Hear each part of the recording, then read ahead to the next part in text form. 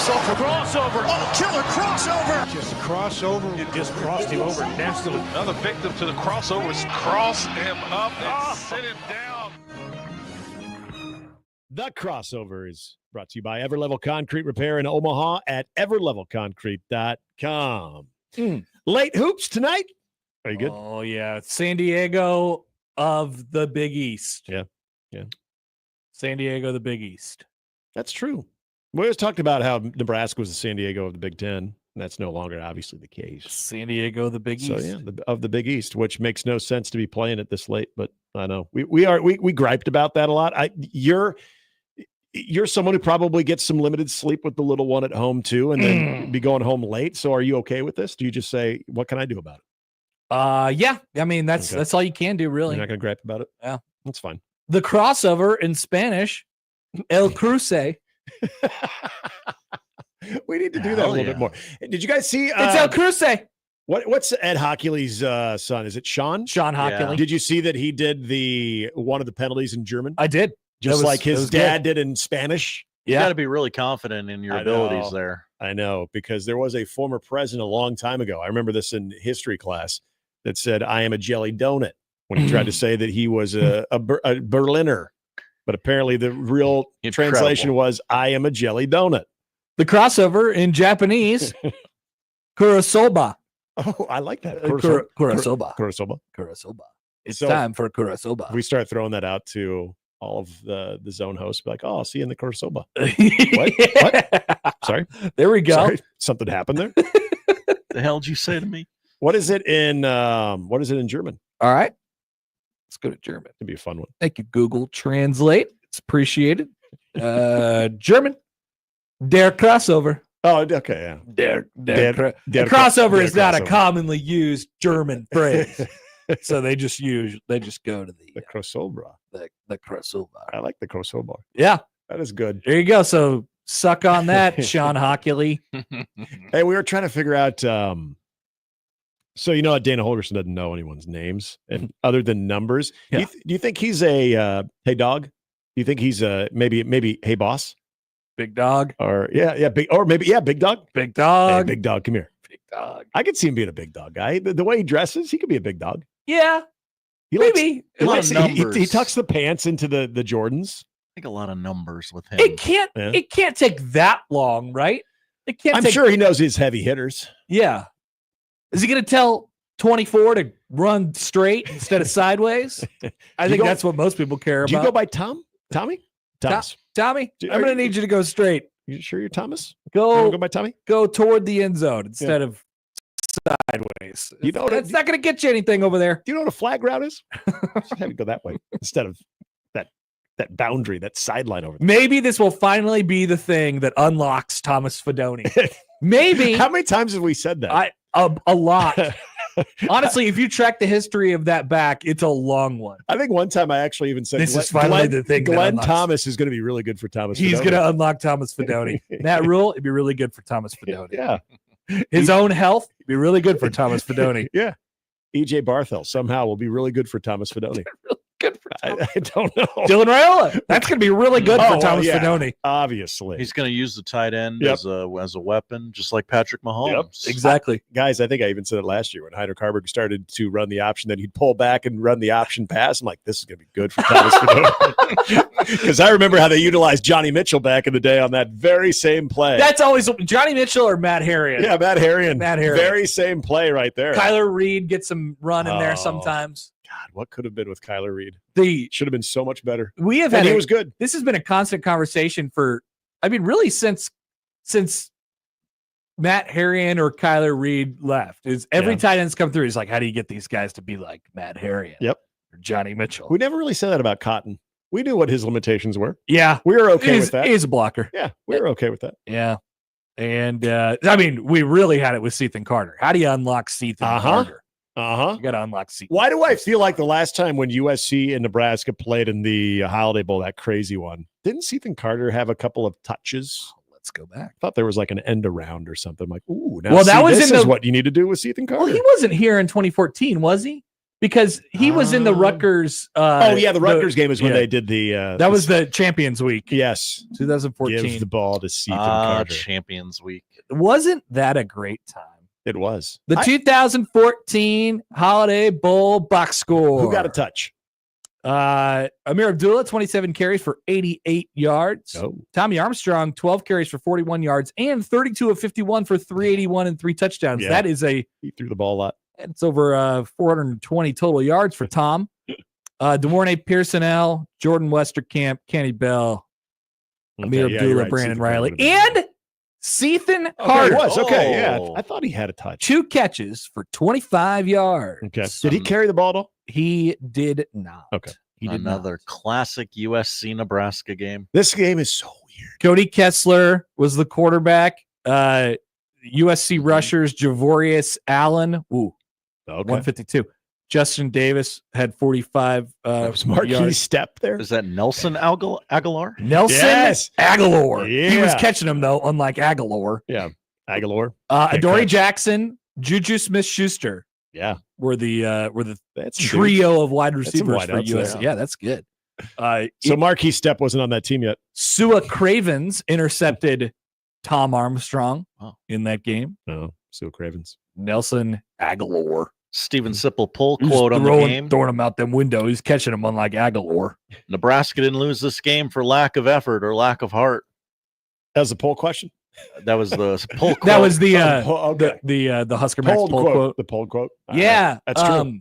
That was very. Oh, no, they entertaining game. didn't because they had fired Bo and Tim Beck was like, "Hell yeah, we're gonna bomb this thing," and they did. and Tommy was like, "Hell yeah, that's my specialty. I love this." I love playing. And he ended up 500. throwing for almost 400 yards in the game. Sure did. Man, Nebraska and USC. what if it has that same score this Saturday? How would you feel? Wow, actually, good question. How would you feel? If it was 45-42. Yeah, and same Nebraska result, too. lost. Yeah. Yeah. okay. How would you feel? Yeah, we were contemplating this We earlier. in the show. probably want to start the conversation about Phil Snow replacing Yeah, Tony right. White. Yeah. Maybe it's Get time some for Phil fresh eyes. Snow. Does Tony White have 1 foot out the door already? That's Ooh, you. that's different. That was different, Nebraska fan. That's you. That's what you sound like. That wasn't the same Nebraska fan that No, it you wasn't. typically. I do. try and mix it up. Is that defensive Nebraska fan? That is. That's defensive Nebraska fan. Okay. Yeah. I mean, you would have to start with the improvement of the offense, though, wouldn't you? Is that the main storyline? Wouldn't that be the big The takeaway? main storyline is What did they lost Okay. again. All right. Yeah, well, they, and have Oh, no, yet they again suck not gone again. to a bowl game. And we lost another one-score game. And we're still Yeah. not going to the Grand China Buffet at 114th and Dodge. That's definitely storyline A. Storyline B, Dana, Red Bull, we're back. Gosh, Thomas yes. Fedoni got cooking. Yep. This is going to be a good thing for Feel Thomas like, Fedoni. feel like this is all leading. It's going to culminate into a Wisconsin victory. Mm-hmm. Yeah, That's what it's going to be. definitely. I that would absolutely be the. It's like, hey, if Nebraska shows that, I mean, And they're going to then- get one of these last. Two. Yep, they're going to get one, and then when you lose 17-9 against Wisconsin, then it's just back to reality. So, young Dylon, Mhm. he's going to play, right? I think so. Yeah, Okay. Yeah. All right. it Just so, seems like all things are trending to Dylan. What playing. things are those? just things, Josh. People talking. know, You know, people. Word on the street is that It's just- Dylan's going to play. Yeah, Josh. Matt Rhule said he might practice Well, yesterday. You don't think he's holding it close to the vest a little bit? You know, Probably. He's got a little poker face. That's what I would do. Here's if the deal. I- We didn't even have coordinator Tuesday. exactly. Here's the deal. We got a new offensive coordinator, and he runs a completely different system than what you have seen. Also, we're not going to tell you who our starting quarterback is. Good luck. Have Yeah. fun. Do you think that they would have put Holgorsen on coordinator Tuesday? Or they've still just said, Marcus, you can still do it. I think Dana went out there and was, I'll do it. I mean, no, I'll talk. I'll talk. do it. Will Dana talk next Tuesday? I think so. I would imagine Yeah. so.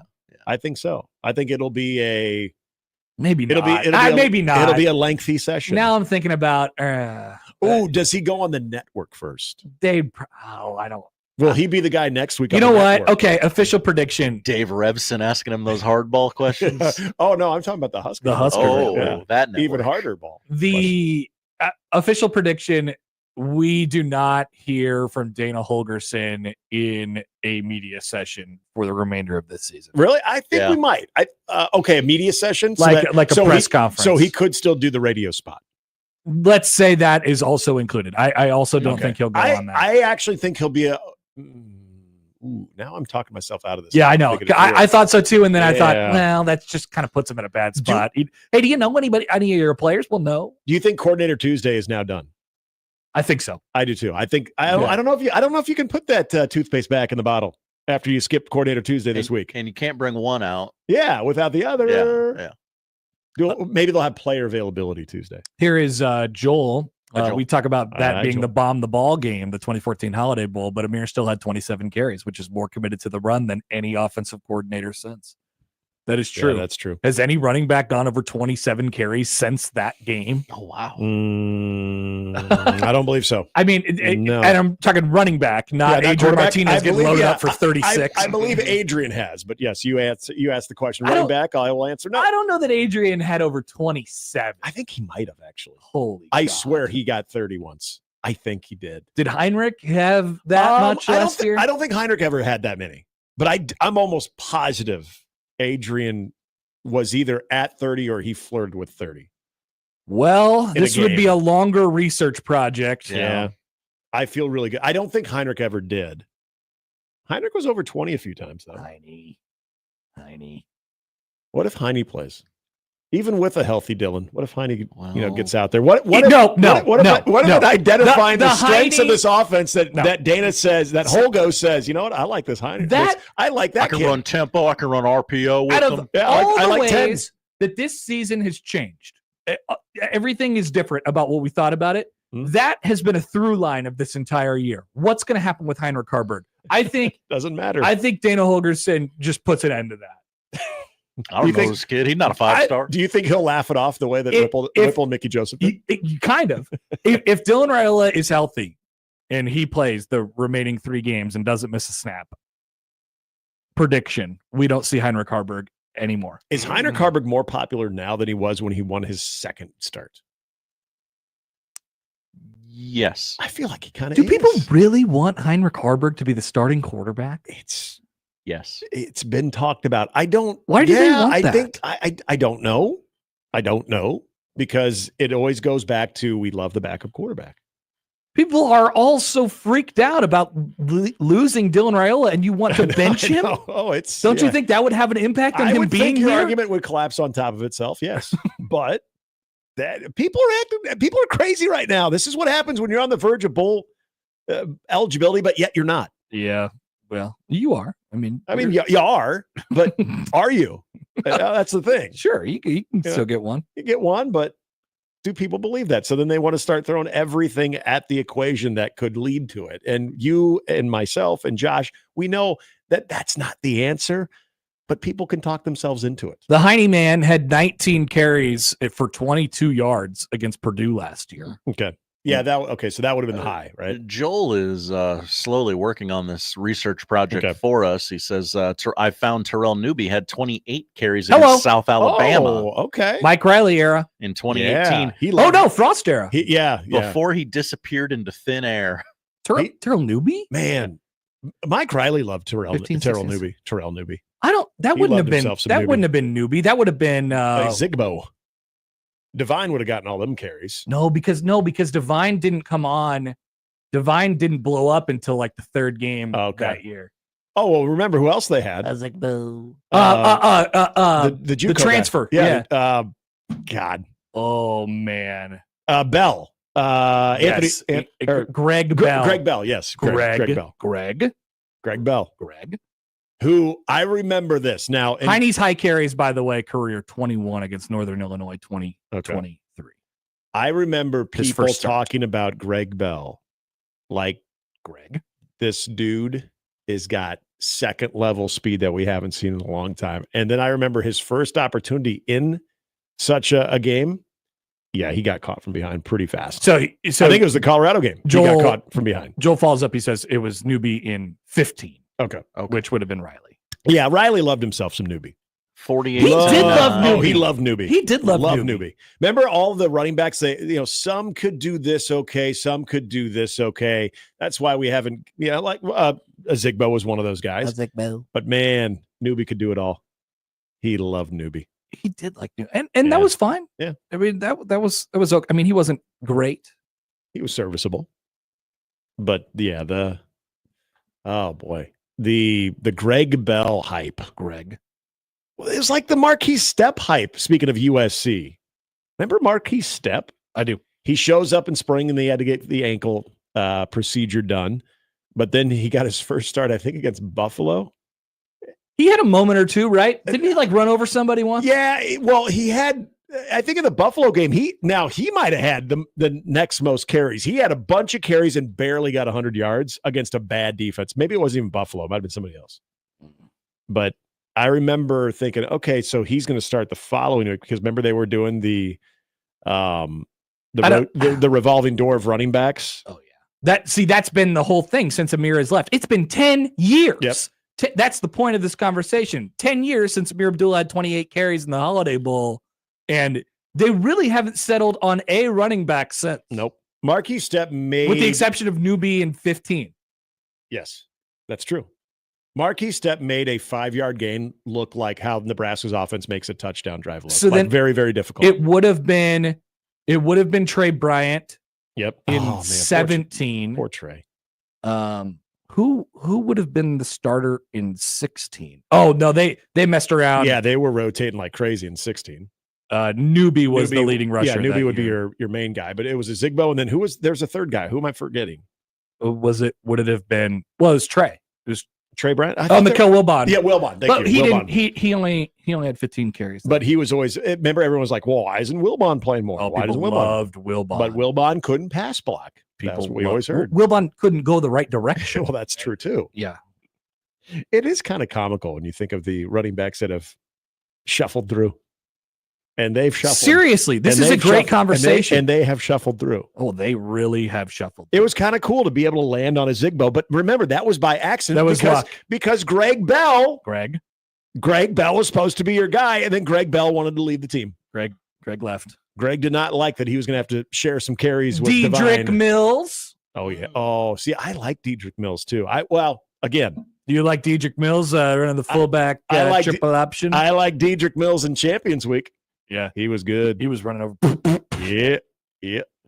Dedrick Mills was the one that I would have been curious if he was healthy his 2 years, because remember he was banged up most of his first year in Nebraska, and then 18. And then his last year, in the COVID year, he was. Well, then they had the introduction of Maurice Washington during that time as well. That sort of flamed out. Yep. So there have been front runners at this spot for a long time, but for whatever reason, it just doesn't work. Chronic knee injury to Trey Bryant. Yep. Chronic being an idiot to Maurice Washington. And chronic decision making. And I don't even know if that's a thing, but we're going to use it. A lot and then since then they really haven't even tried to settle on. Would Maurice Washington, would he have been the last real home run threat they've had at running back? Because remember, when he was dialed in, he was fast. You weren't catching him. I think that's the last home run threat they've had.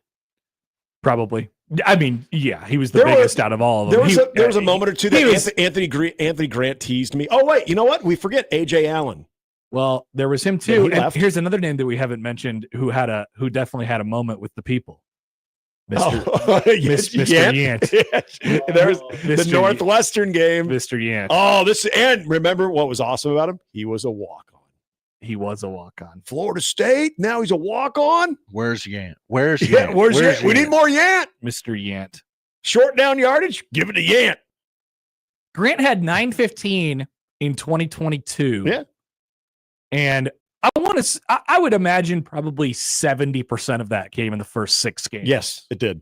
That's when he had a huge chunk plays against bad teams. Let's go to the Anthony Grant game logs here.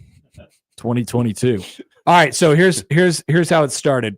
101, 189, 138 in his first 3 games. Woo! Then shut down against Oklahoma, Bad day.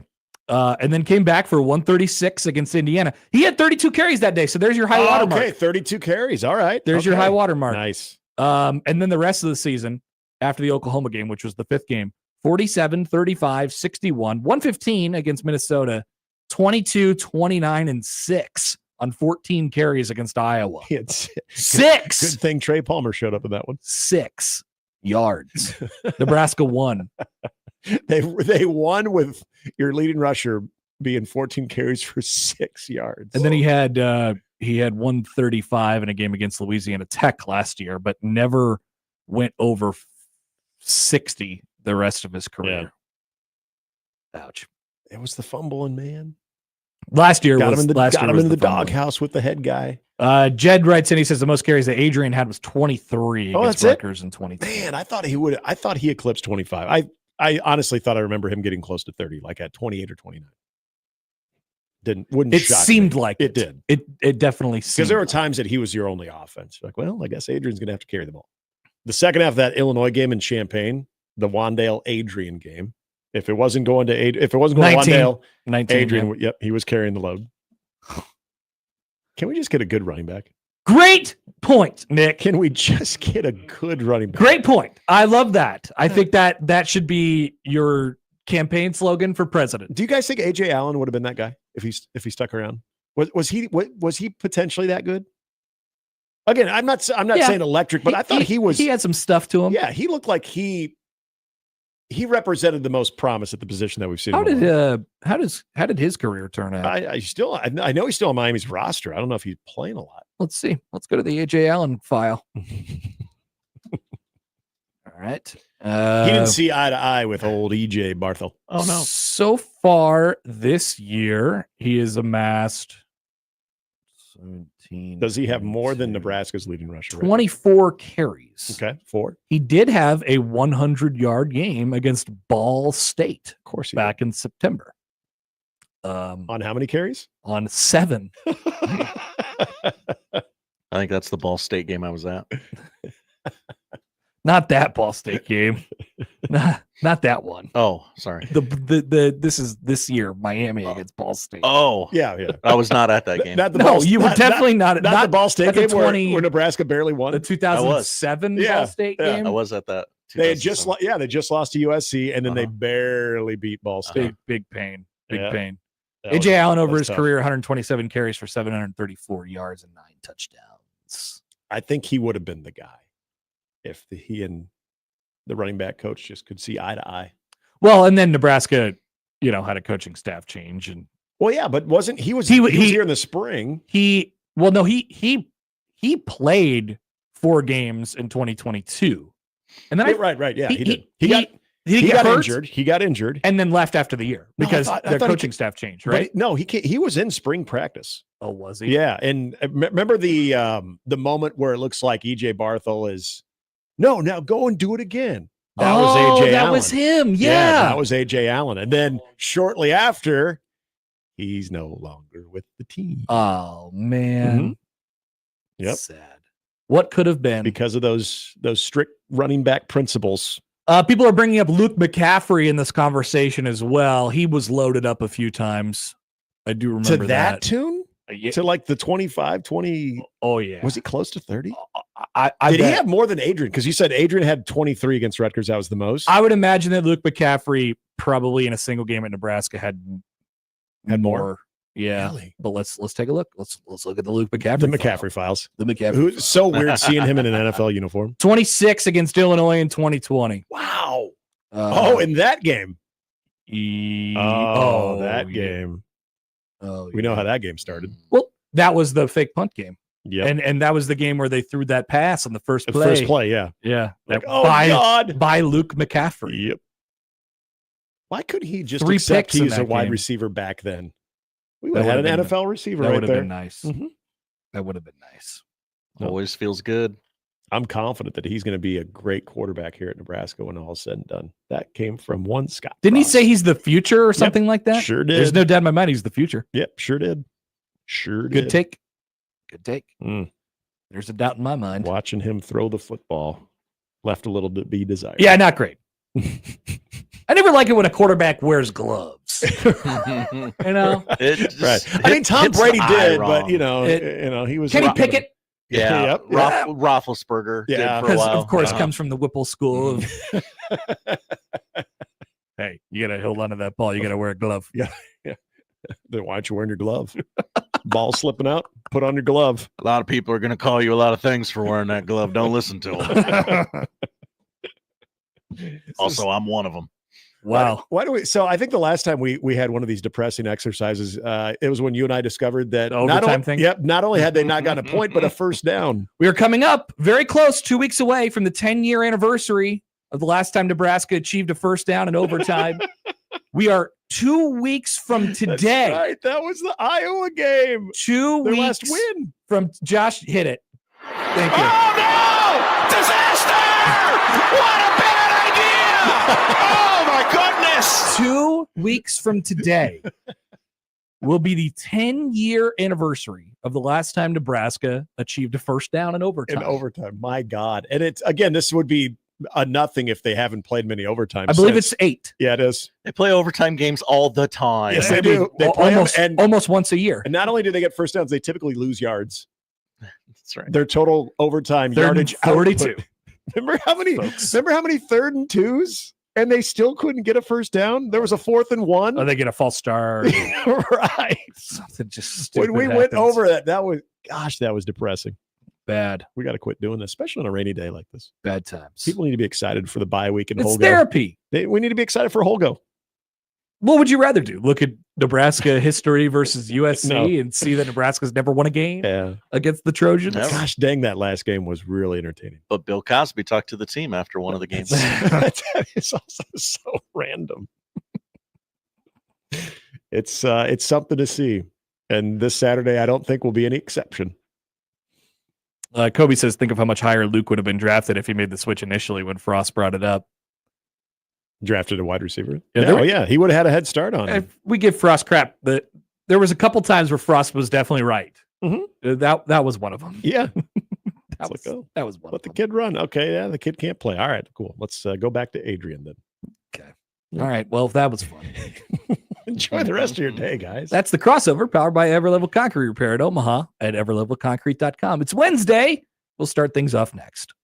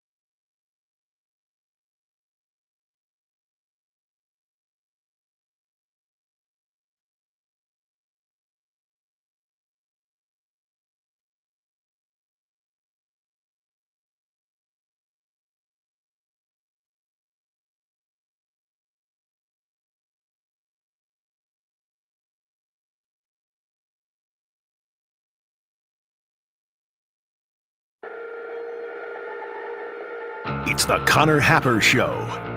Are we sure we want to do this? Could you, make an announcement that we're ready?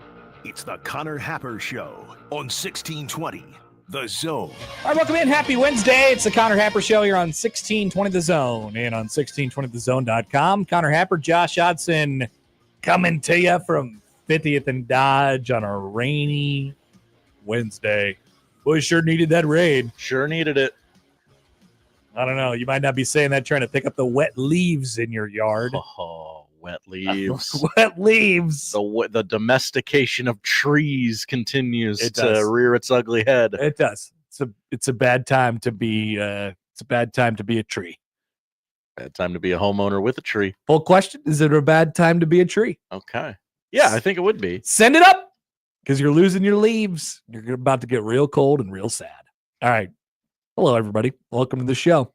I know we had a pretty dark crossover with the talk of running backs.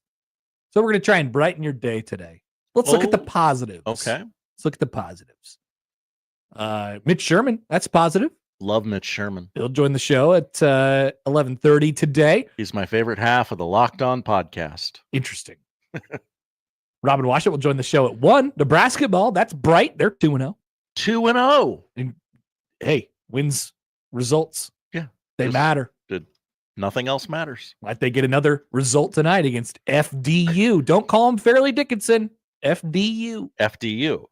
Oh, okay. Yeah, I was unfamiliar with that. This is their new thing. Okay. That's their new bit. FAU said we'd like to be Florida Atlantic, and FDU saw a margin in the market inefficiency. Yeah, that's the word. Somewhere around there. Yep. Yeah. So okay, we'll slide into that spot. Robin will join us at 1 o'clock. That's the lineup, powered by the Rooferees at John Higgins Weather Guard. Would love to hear from you all. 402-951-1620. The 42 degrees, the source hotline. You can call or text, or you can call or text that number on the whoa, I just lost my brain, Josh. On the 42 degrees, the source hotline. That's right. There it is. You had it the whole time. Tweet at Happer Show, at Connor Happer on the JTech Construction Zone Twitter feed. Email Connor or Josh Show at 1620thezone.com on the Equitable Bank inbox. You can leave a YouTube comment. What's up, brother? On YouTube, 1620 The Zone TV, or conveniently located at zonetv.live. Can we get some pirate flags in the chat? Why is that? What's the theme today? I don't know. You want to do pirate flags? We can't do flames every day. What about heart eyes emojis? Sure. Can I get some heart eye emojis in the chat? Throw some heart eye emojis in there. Okay. Today, it's Wednesday at high noon. I have an opinion. Many of you have opinions on various things. I've been told that there's a food take for the ages in the hopper. If you think the staff here have the worst food takes you've ever heard, wait until today's I Have an Opinion segment. That one's worse. What happens if I agree with it? Because I don't know what it is yet. You've seen it. I haven't. I don't think you will. Will I try to spin zone it? You might. Can you tell me what it involves? Snacks. All right. That doesn't help at all. Nope. All right. Perfect. I have an opinion. Coming up at noon, get your opinions in anywhere you'd like to get in touch with the show. Sound off. We will get to those in the noon hour. Elsewhere today, we're going to look at the positives. Tonight, Greg McDermott will become the winningest coach in Creighton basketball history. Probably. So we'll look back at that, how it's gotten here, where it is, and where it might go. Probably not much of that, where it might go part, but it's quite the accomplishment, that's for sure. Never in a million years would I have thought, oh wow, they're just going to nail that again and have another long sustained run of success. So we'll talk about that today as Creighton takes on Houston Christian tonight at 8 o'clock. Hashtag San Diego at the Big East. What's your little Ken Pom thing you say about this one? Oh, good question. Let's check out Ken Pom.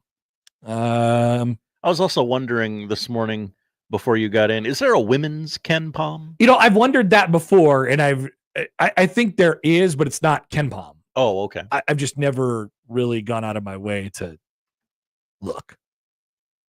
Send us the women's Ken Pom. Sure. 94-62, says Mr. Pomeroy. Okay. 94-62. So there's the expectation. That's a 99.8% chance to win, according to Palm. 35.5 on various sports books. This one only says 32. 156.5 over under. Can't do the math that quickly on the total. So we'll talk about Mac and Creighton today on the show. We'll go through the playoff rankings from last night, and I have kind of an idea.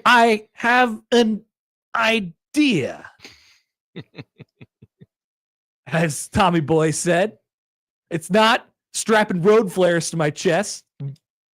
Doesn't involve anything like that. It's a football. It's a college football playoff idea. Maybe I'm thinking about this too much. We'll have that during the show today. We've been told that before. Will someone fix Big Noon? People are very angry about Big Noon and the big noonification of college football. Furious. Really, really unhappy about this. Joel Klatt had to do a multi-tweet thread just to stave off the haters and the losers of Big Noon Kickoff. We'll talk about that today. Two things can be true at the same time involving Matt Rhule and Dana Holgorsen. Talk about that. Josh would like to present the CFB tiebreaker calculator, which might be very useful considering the sport that we love is idiotic and went away from divisions and now has created gigantic question marks in the final 3 weeks of the season. You're all worried. You're so worried. Also, what if Missouri gets screwed? Oh, no, poor Missouri. I find it interesting that you were watching some college basketball last night and want to talk about Mock Pope. Look, I got to meet my guy where he's at. Mock Pope. And if you're on the hardwood, I'm on the hardwood. I watched, as I was getting ready for the women's basketball game last night in Lincoln, I watched the first several minutes of Michigan State and Kansas. And I said, who is that large man wearing number 8? And it appears that his last name is Fiddler on the back of his uniform. That's right. Frankie Fiddler yoked. Yoked Frankie Fiddler. He's jacked. Huh. It was odd. It was odd to see. But you could see it on national It was television. right there. It was right there in front of us. Yeah. I actually went back recently because we talked about that 2020 right going into COVID game between Bellevue West and Millard North. That's right. So I was watching some highlights from that, like probably a week or two ago. And I was actually watching parts of the full game because I don't know. But very skinny, a young Frankie Fiddler, who was, I believe, a junior in high school at that point. He or maybe he was a senior that year. Anyway, doesn't look anything like he does now. And doesn't look anything like he did last year. So there was my note from the Champions Classic last night. Also, did you see that Caitlin Clark thing? We might have to get to that Caitlin Clark thing today. Many have sent it to us and asked us to get to this Caitlin Clark thing. I just don't know if we'll have time. It's game week. I don't know. Yeah, you just don't know. But maybe. It's on the list. That's all you can ask. We've got a lot to say about it. Platcat writes in. Hi, Platcat. Bart Torvik added women's this year. Bart Torvik. Brenda Torvik. It's still under Bart. Oh, I think I would guess. All right. So send your opinions coming up at noon today. Plenty to get to, including maybe, just maybe, that Caitlin Clark thing. Today could be the day. Stay tuned to find out. An email from TC. Hi, TC. TC on the Equitable Bank inbox says, 2 great things happened today. Today is World Kindness Day. We love when every day is a holiday. We do. And it's my birthday. Happy birthday, TC. Happy birthday, TC. We love it. Another one. Exactly. All right. We'll be back. We're off and running on a Wednesday on the Connor Happer Show on 1620 The Zone.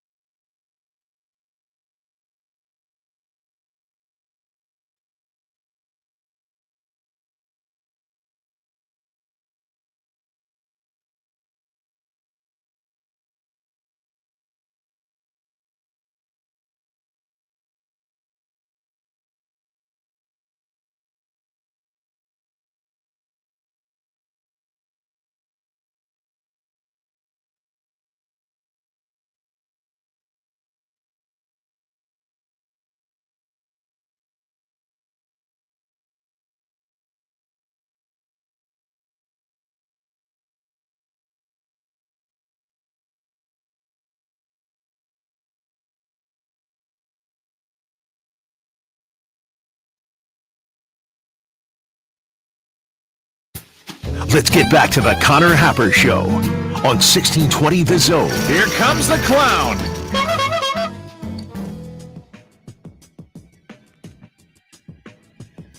The Indianapolis Colts announced today that they're making a change at starting quarterback. I have once again affected real change in the world. That's right. Anthony Richardson is, again, the Colts starting quarterback. I think that's the right choice. Now, did you see the first draft of Shefty's tweet? Yes. Okay. Culture. He referred to the Colts as culture. Love a typo by the breaking news people.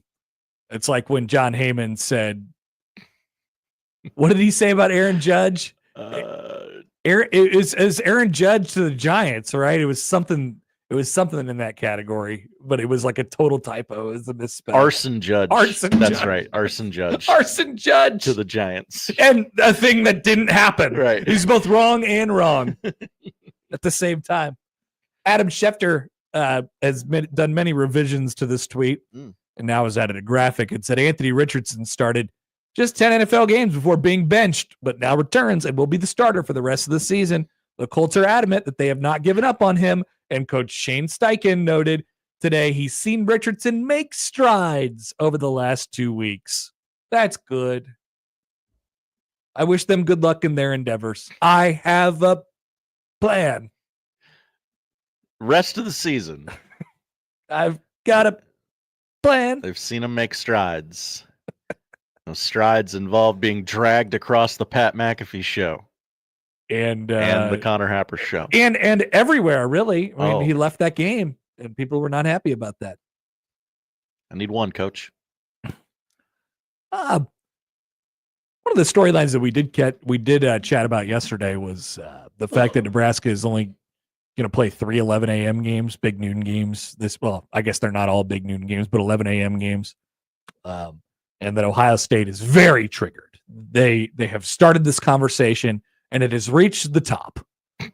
Here is a tweet thread from Joel Klatt defending his dearly beloved Big Noon kick. And a lot of this is in response to not only Ohio State having so many Big Noon kicks, but also Penn State, Ohio State, obviously it's still involving Ohio State, not getting the night game for that game, environments in college football and things like that. But also, I think has been truly affected by the fact that Gus Johnson clearly hated his life, knowing that he was going to do Ohio State Purdue that was going to be 800-0. That's the thing for me. Like, nobody wants this. Ohio State's the big brand. Like, I get why they're there so frequently. Yeah, it's a little too much, but like, I get it. Gus Johnson is bored by it. Johnson. How can I? The man who got excited for a field goal. That's right. Oh! Ha ha! John Hull! Your Gus Johnson's so good. We did not hear any of that on Saturday. Nope. Scooped up by the defender, ran into the end zone. Yeah, touchdown. There was one where he put a little Gus sauce on it. He goes, touchdown, Buckeyes. I'm like, all right, I got you, Gus. I know what you're doing here. I fully expected Sunday or Monday. Fox has released a press release that Gus Johnson took too much cold medicine before kickoff or something. Nope, never saw that. There has not been a what is Gus Johnson going through right now. It is pretty clear he was just bored. Yeah. So here's Joel Klatt to the rescue. Lots of talk about Big Noon Saturday. Here are some things I think you should know. Big Noon Saturday has been the most watched CFB window for the last few years. Last year, our window averaged almost 7 million viewers a game. Prior to Big Noon, this window in college football was non-existent. Fox Sports saw a clear opportunity to build the value in the sport by creating a third window for premium college football. That clearly worked. The Big Ten entered into partnership with 3 network partners, and those partners have exclusivity in their preferred window. Fox at noon, CBS at 2:30, and NBC at 7. When each network gets to select the game for network air, it must be shown in that network's exclusive window. When we have the privilege to select one of the great matchups of the week, we showcase that game in our premium window. I love this sport, and I'm committed to showcasing the incredible environments, programs, and players that make our sport so incredible.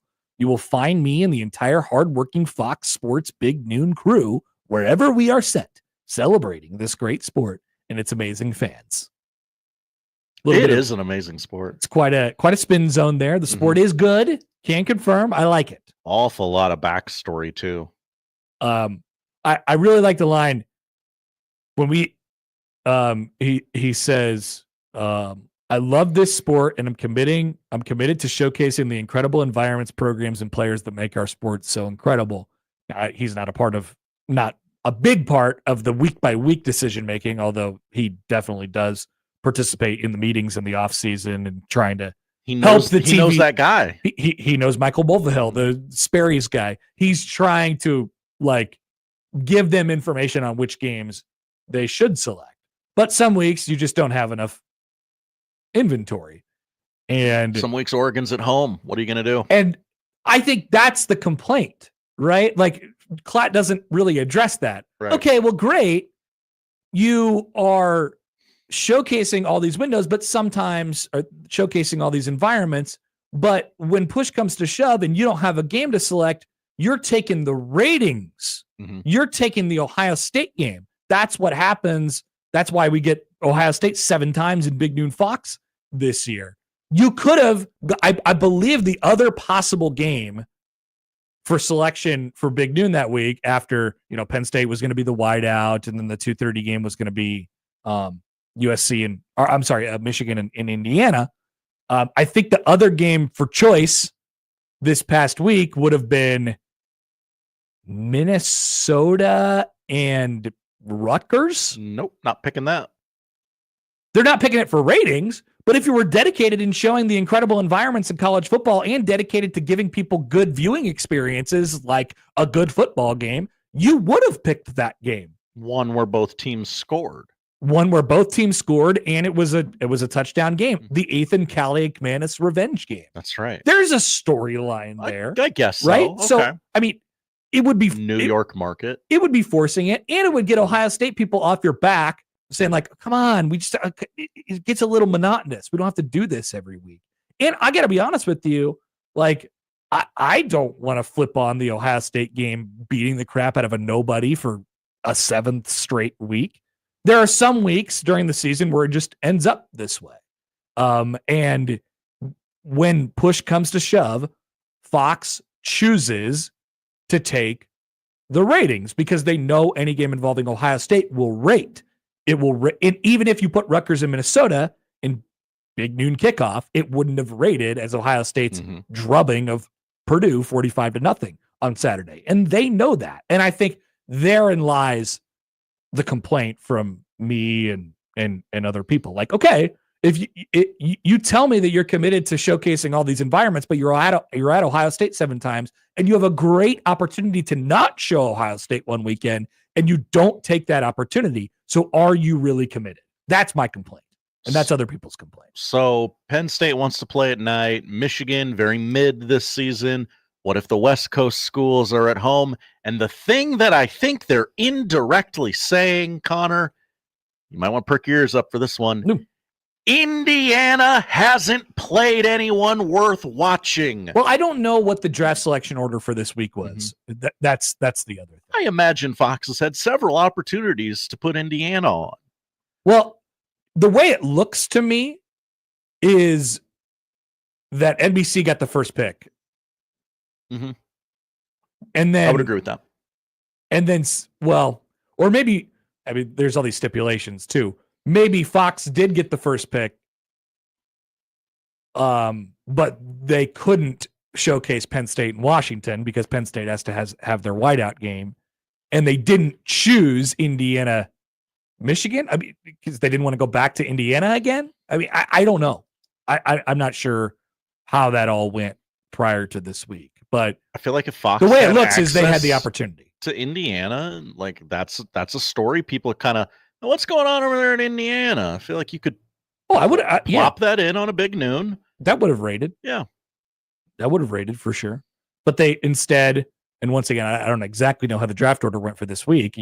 Ohio State. I'm sorry, Ohio State. That's funny. Freudian slip. Fox gets the first pick every week unless they trade it. And I don't know how it, we're still trying to get to the bottom of that one. That's a summer topic. But, they ended up with Ohio State and Purdue, and even the announcer was like, yeah, this is not good. I don't It was the first touchdown of the game. It made it 7-0. And Gus was like, touchdown, Buckeyes. Like, whoa. Whoa. So how do we fix Big Noon? Well, the answer will not shock you. We cannot fix Big Noon. Oh, man. I thought we were going to fix it today. We unfortunately have to get over it. Will someone come and fix Big Noon? The answer is no. Nobody will fix Big Noon. They will keep taking 100 Ohio State games. You know who could fix Big Noon? Matt Rhule and Dana Holgorsen. That's true. If Nebraska got really bleeping good, they'd be on Big Noon all the time.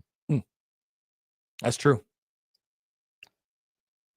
Other programs, by simply being good, could help in this category as well. No doubt about it.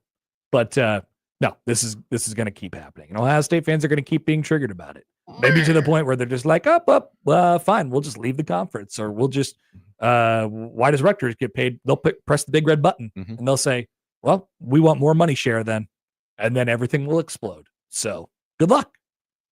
Thanks, Joel. Contract runs through 2030, I think.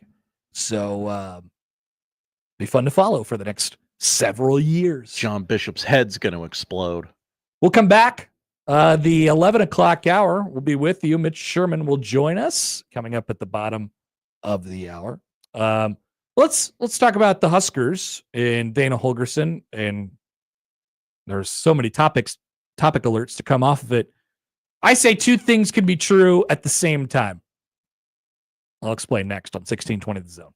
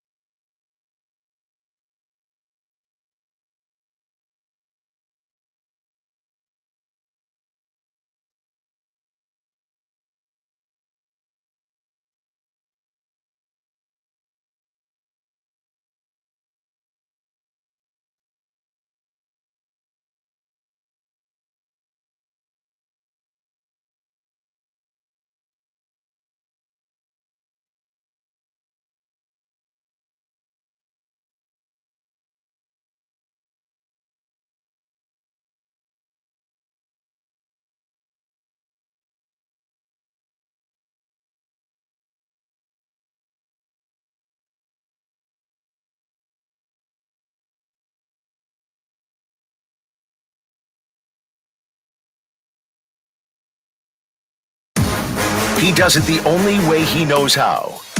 With his massive sports brain sprinkled with a smidgen of rabble-rousing. Let's get back to the Connor Happer Show on 1620 The Zone. Did you know that the Cleveland Cavaliers are 12-0? I did.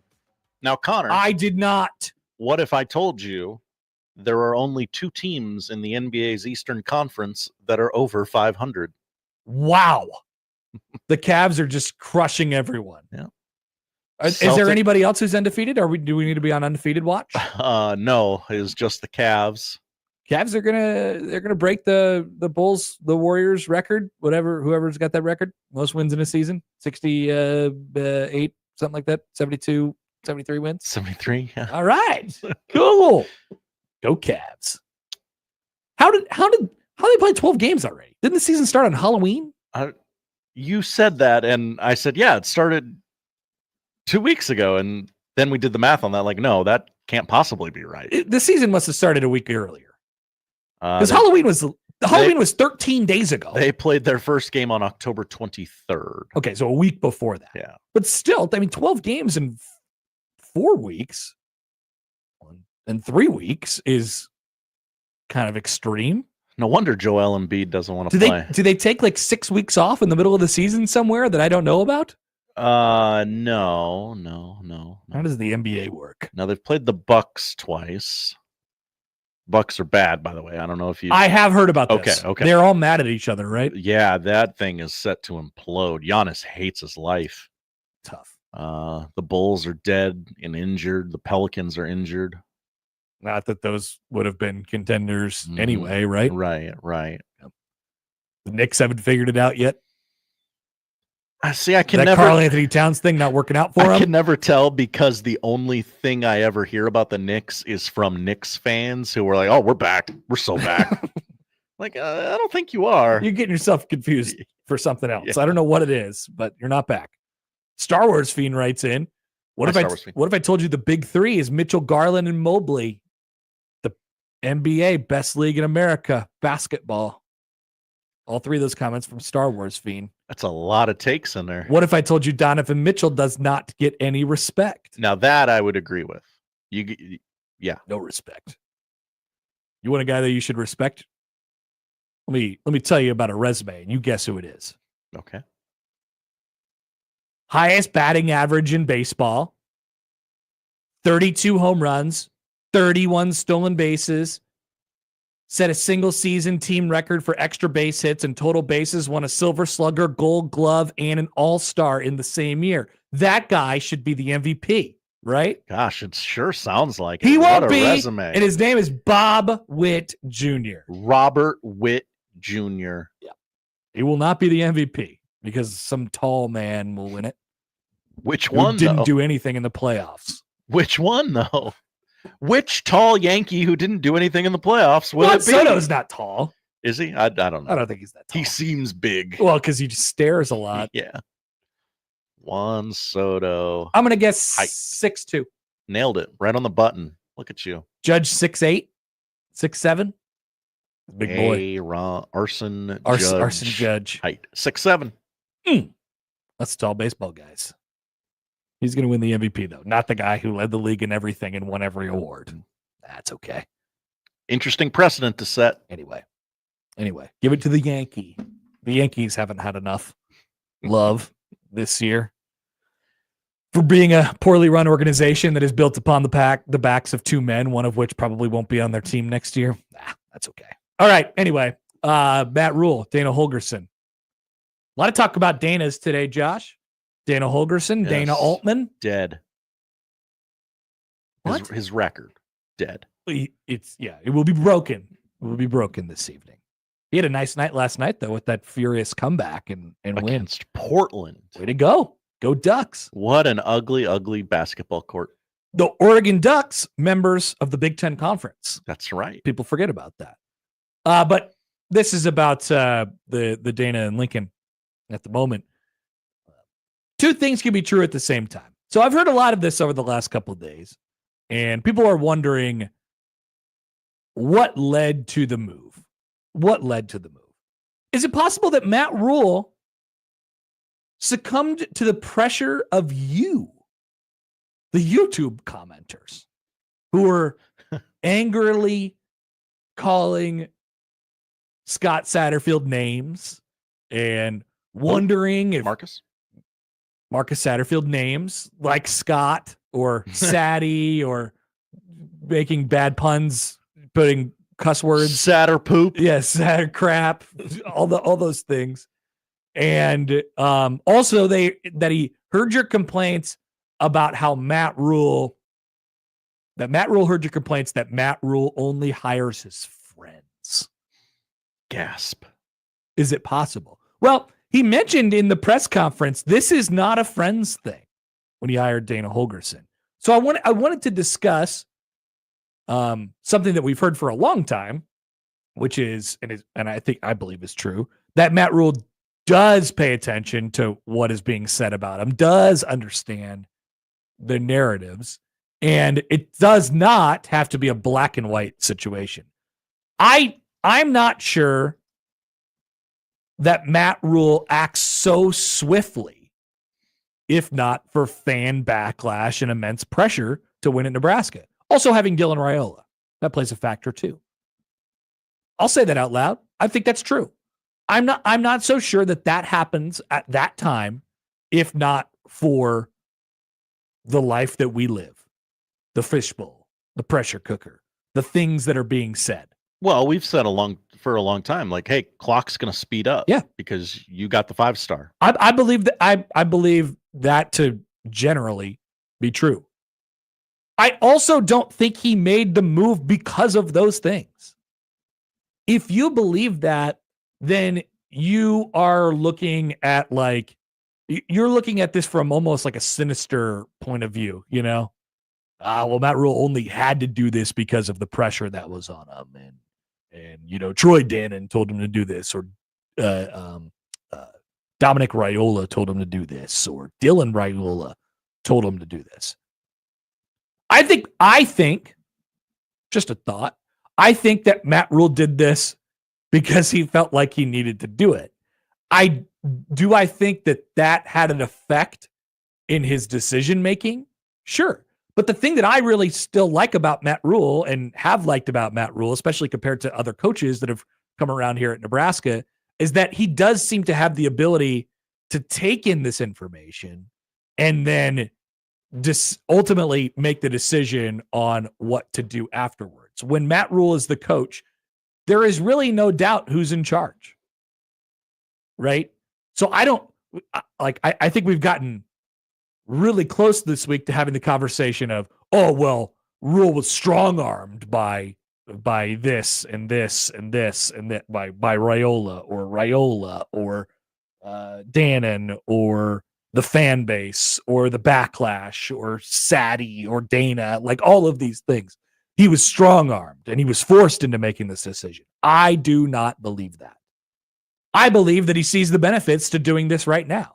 And yes, it is possible that it's not only possible, it's true that several of the benefits to making this move right now do help him out in those categories. It eases Dylan Raiola's job, therefore making it an easier pitch to him after the season to stay here if need be, because we've been bordering on that conversation this week as well. It helps the offense. So I do take Matt Rhule at his word when he says, I did this because I felt like it was the right thing to do. Do you? Because I don't know. I've heard a lot of people this week not really doing that.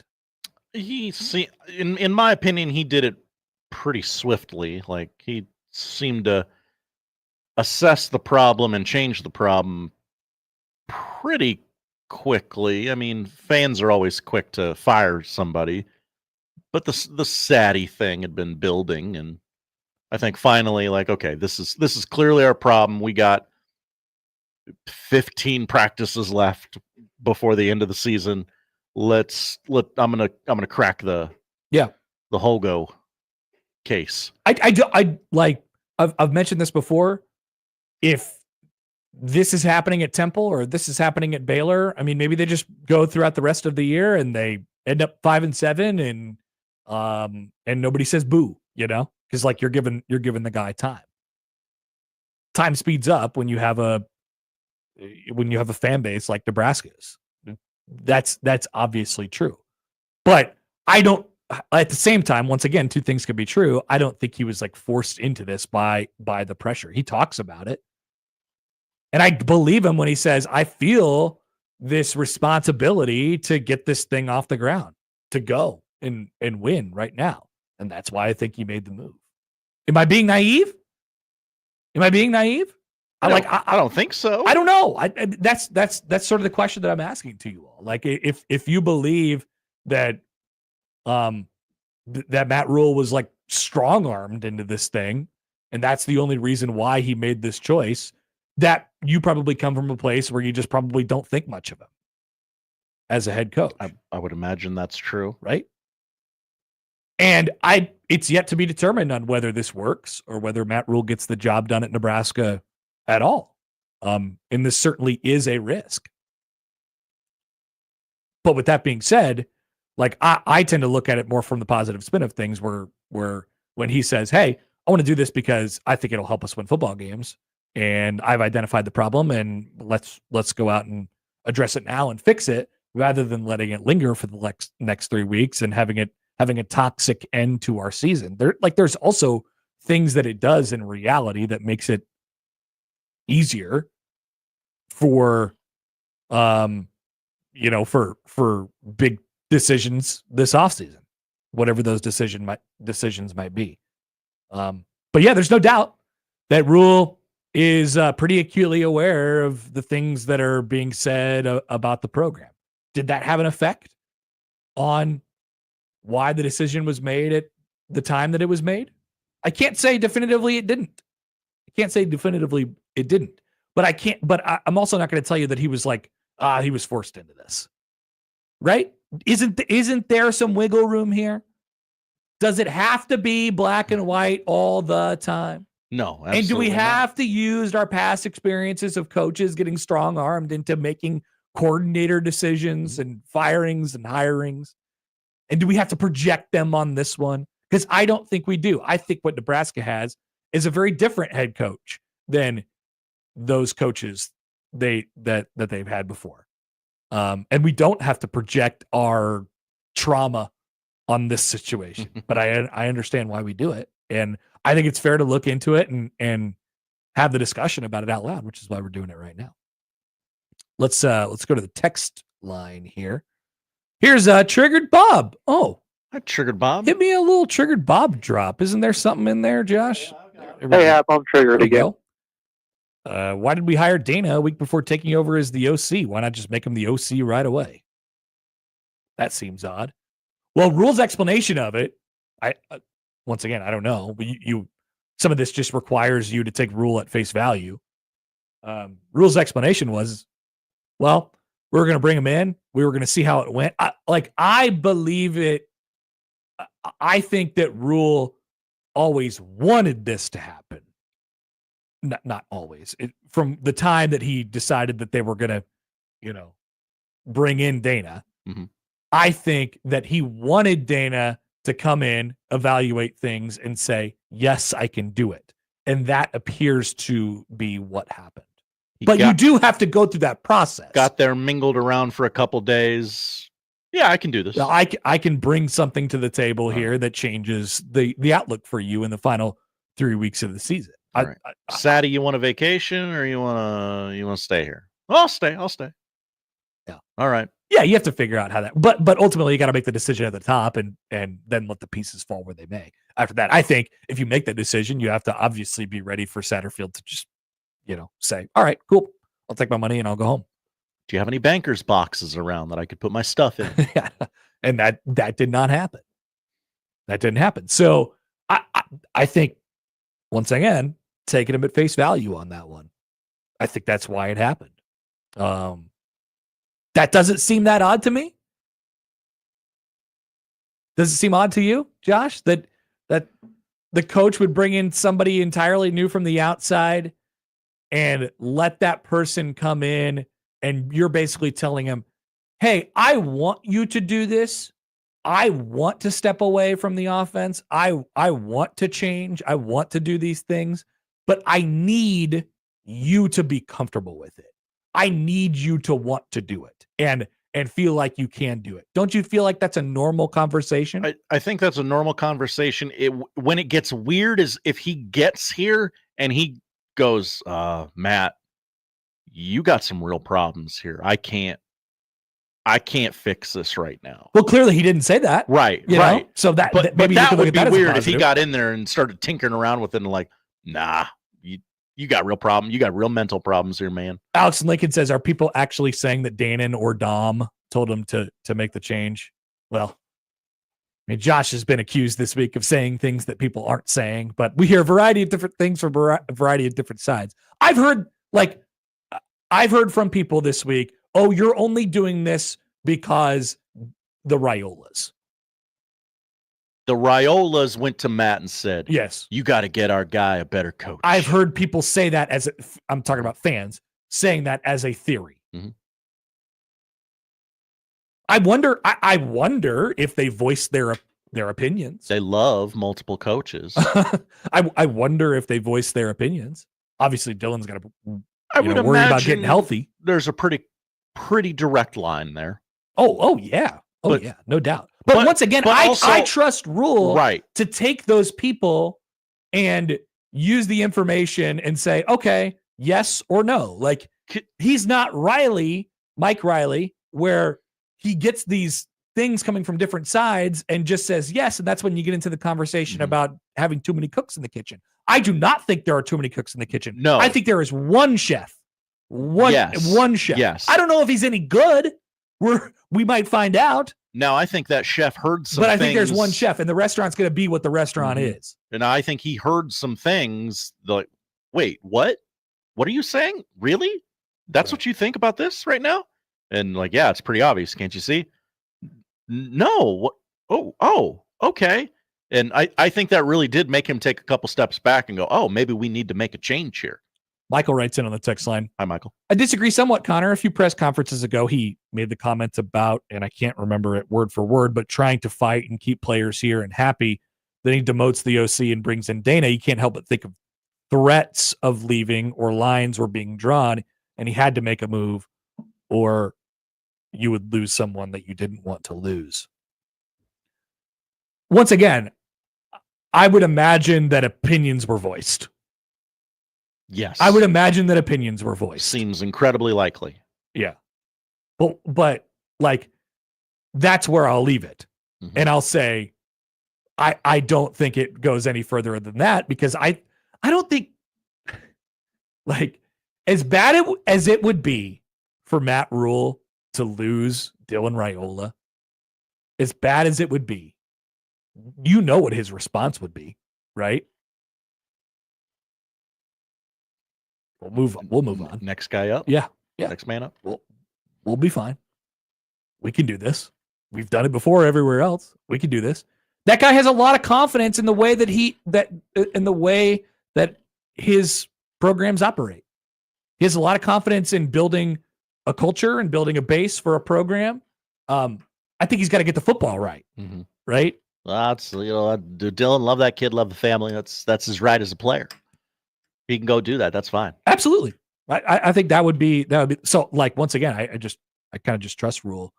But maybe I'm over trusting. Here's Norm on the text line. Norm. Wow, what a welcome to Norm. It's a Cheers reference. Cheers was a sitcom in the 80s. Oh, I know about Cheers. That's where everybody knows your name. That's right. That's right, Connor. I think Rhule is as authentic as any coach I've ever seen in pressers. It really feels like he means what he says and is willing to admit his mistakes.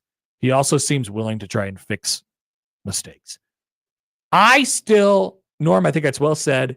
Norm, I think it's well said. And I think I still have that trust in him because I don't know, he's built that, but I inherently sort of like, yeah, okay, I'm going to take you at face value here. And then until proven otherwise. I do think he tells the truth a lot. I think he's transparent. He tries to be as transparent as he possibly can. But I think the underlying thing here, or maybe the overarching thing over everything, is people are starting to lose that trust in him after how this season has gone. Definitely. And he thinks a lot of it is due to the offense not being what the offense was. So he's making the change at the offensive coordinator and he's stepping back from it. Like, I think these are just, like pragmatic decisions that he's making. All right. We got a couple emails here before we get to Mitch. John emails in. Hi, John. Of course, having Rhule has something to do with him demoting the imbecile. Whoa! All right. John hates Satterfield. He wants 3 years of Rhule and wants to go to the NFL. Neither of those things would happen without making a change. Yeah. I mean, once again, it's not exclusively about keeping Dylan Rhule, but it would be great to keep Dylan Rhule. It would be great to keep Dylan Rhule. Adam writes in. Hi, Adam. I find all this funny. The notion that Rhule has forced this change or the fans forced this change, hilarious. How about the obvious? The offense sucks. Mm-hmm. Satterfield's yeah, okay, I'll skip that line. But yeah, the offense is going nowhere. It's pretty obvious decision for Rhule that didn't need prompting by the Rhules or the fans. Agreed, Adam. The offense sucks. Let's fire the offensive coordinator. Let's bring in a new offensive coordinator. Let's do something different. It's all the rage lately.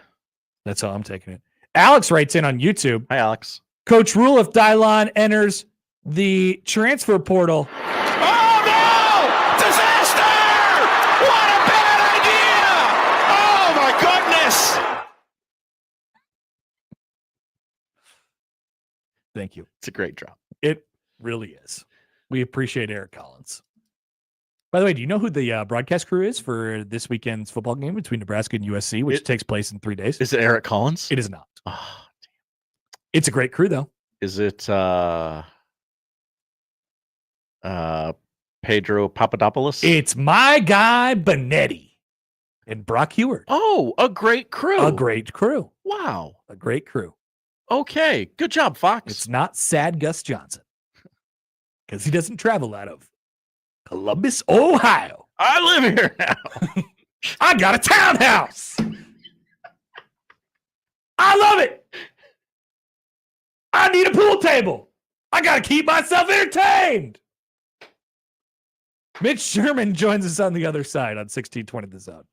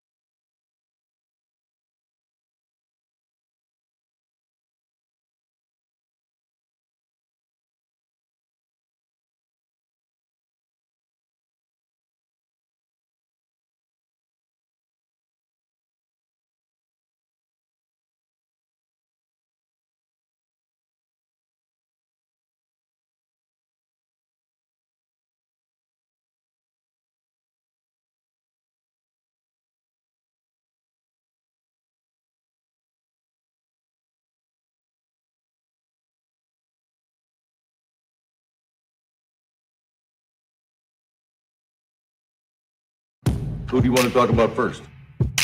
Mitch Sherman, The Athletic. You can play. And we need people that can play. And we'll never be royal. Let me live that fantasy.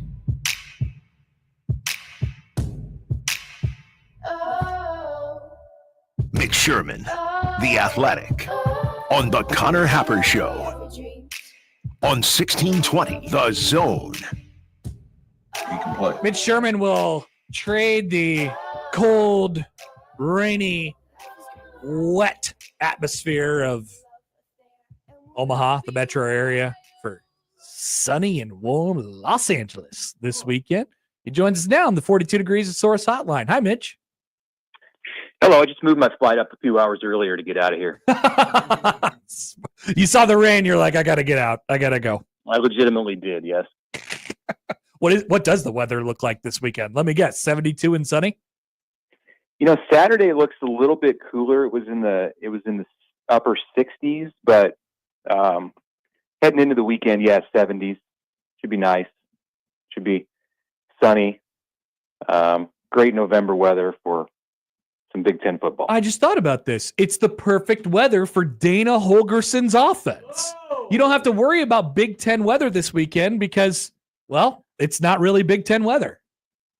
What a welcome to the Big Ten that Dana Holgorsen gets. You go play USC in 70-degree weather. It's basically an old Big 12 game. Yeah. Yeah. This is Matt Rhule can say this is what you can expect from November in the Big Ten. Dana. This is what we're talking about.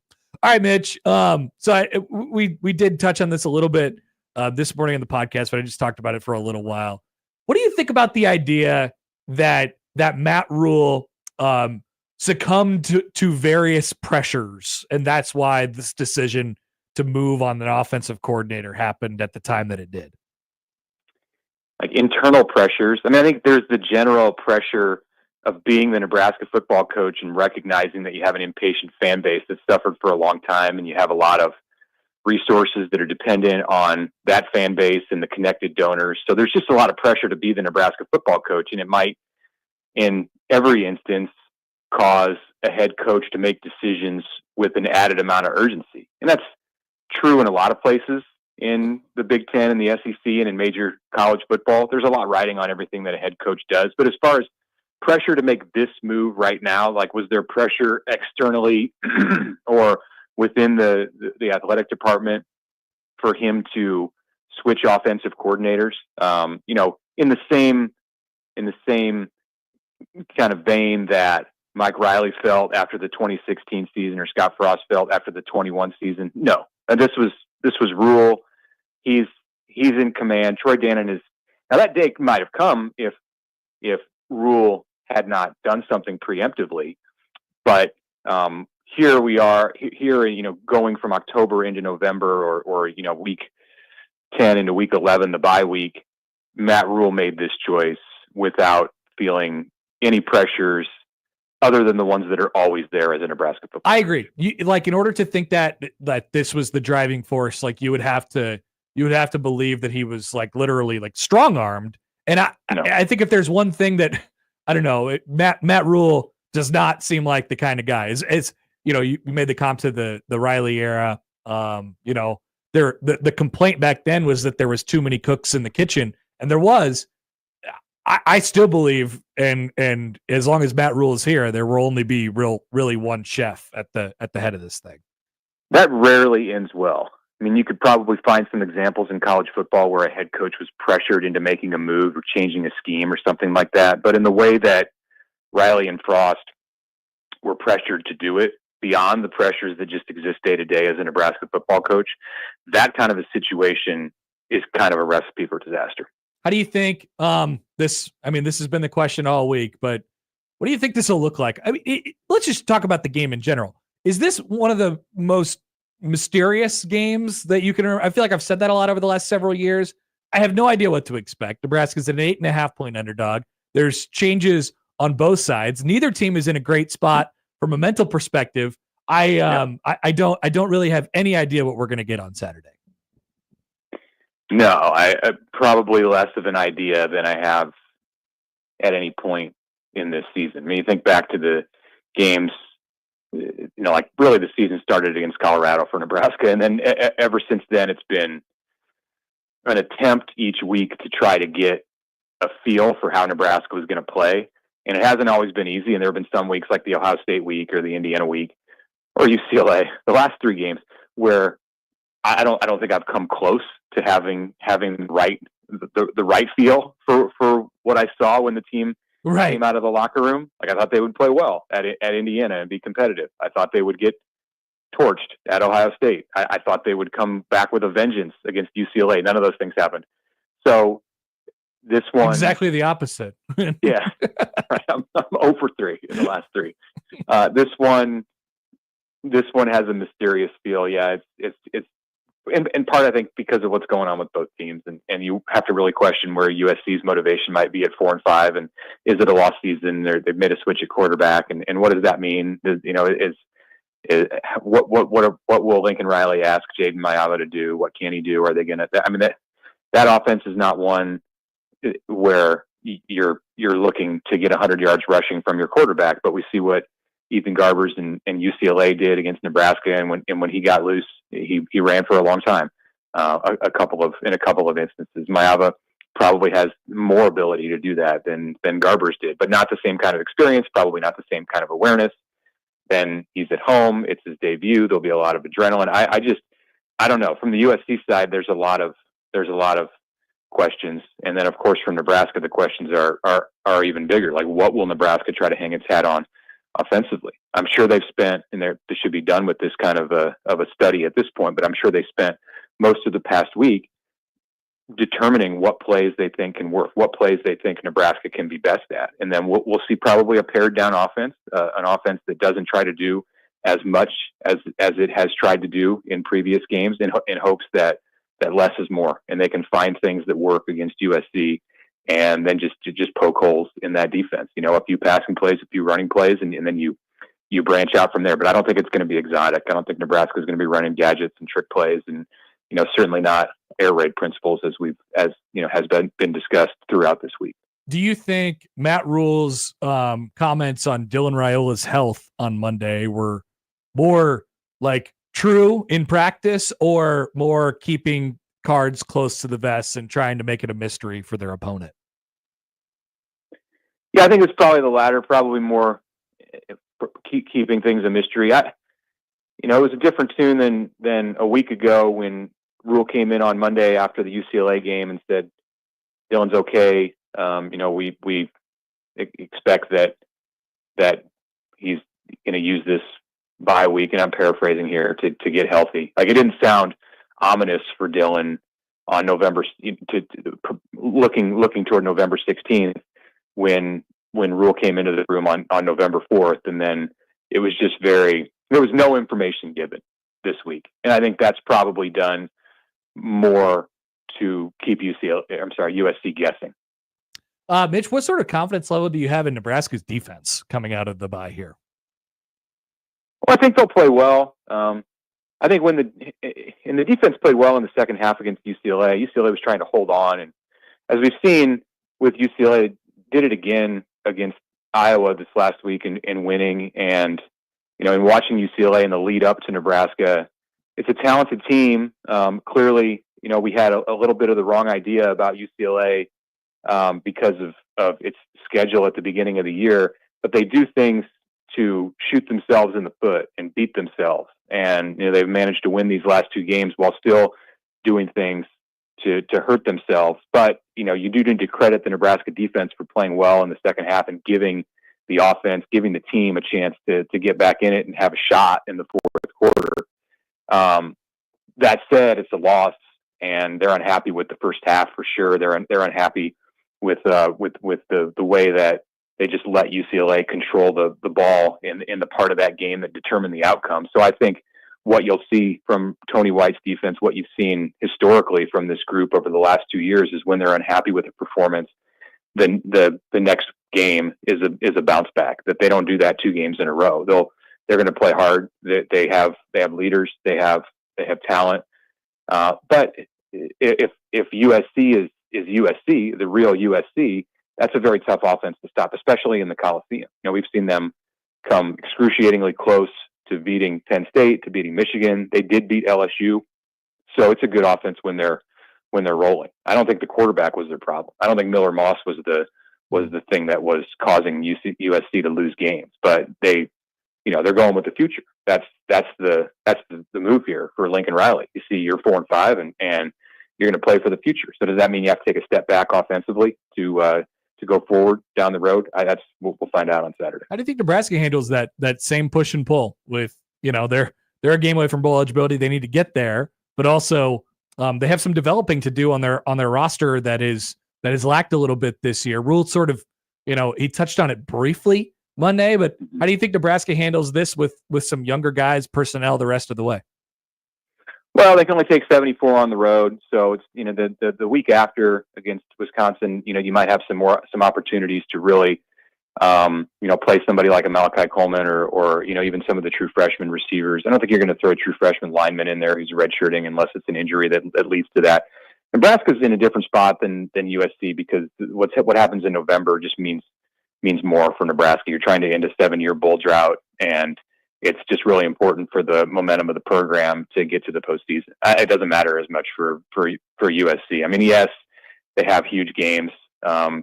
They're huge every year against UCLA and Notre Dame coming up, and they're going to put a lot into those games, and they want to get to the postseason. But I don't know that anything that happens, short of them going 3-0 and then winning a bowl game is going to much affect the momentum in the offseason, the future of the program. Like they want to win 10, 11, 12 games next year, and winning 8, 7, 8 this year, 6, whatever, it's probably not going to make much of a difference. Where at Nebraska, it does. It matters. What happens this month matters for Matt Rhule's progress. It matters for his roster as he tries to build it for next season. So I don't think they're going to go all in on a youth movement. They're going to play they have a lot of older players, and those guys are going to play. He wants them to finish their career strong on the field. All right, Mitch, we will let you go. Appreciate you taking the time as always, and we'll talk to you soon. Okay, thanks, Connor. Mitch Sherman from The Athletic, also of a podcast. A very good podcast. A very good podcast. Locked On podcast. Other people Locked are On saying. Nebraska, excuse me. So we got an email with an opinion. Nacho Friday. It is. That's not an opinion, is it? That's more of a declaration. Yeah, I guess you're right. Yeah. I do love the idea of Nacho Friday, though. That sounds cool. Way better than hot dogs. Will we get some of the nachos? Usually we have somebody around looking out for us. They take care of us, which is good. But no, we have a spicy opinion that came in, so we would invite yours as well. They're coming in fast and furious now, so get yours in too. Let your voice be heard. Send them in on the text line or on the Equitable Bank inbox or on Twitter, where we will do some I Have an Opinion coming up in just a few short minutes. But first, Josh has the odd news coming up next on the Connor Happer Show on 1620 The Zone. But we here at 1620 The Zone are proud to team with the United States Marine Corps and Toys for Tots for Stuff the Truck 2024. Getting into the holiday season. That'll be December 6th and December 7th here at our studio parking lot. 50th and Dodge, 50th and Capitol. Stuff the Truck. Please come with your new unwrapped toys for area children, and all donations will support Toys for Tots. And if you can't make it and like to donate your toy some other time, we will stuff the truck for you. You can bring it to our office Monday through Friday, 8 to 5 through Tuesday, December 10th. That's when we'll be making the donation and the delivery and drop off your new unwrapped toy. It's brought to you by Woodhouse Chevy and Molina Healthcare of Nebraska, and you can find more details online at 1620thezone.com/stuff the truck.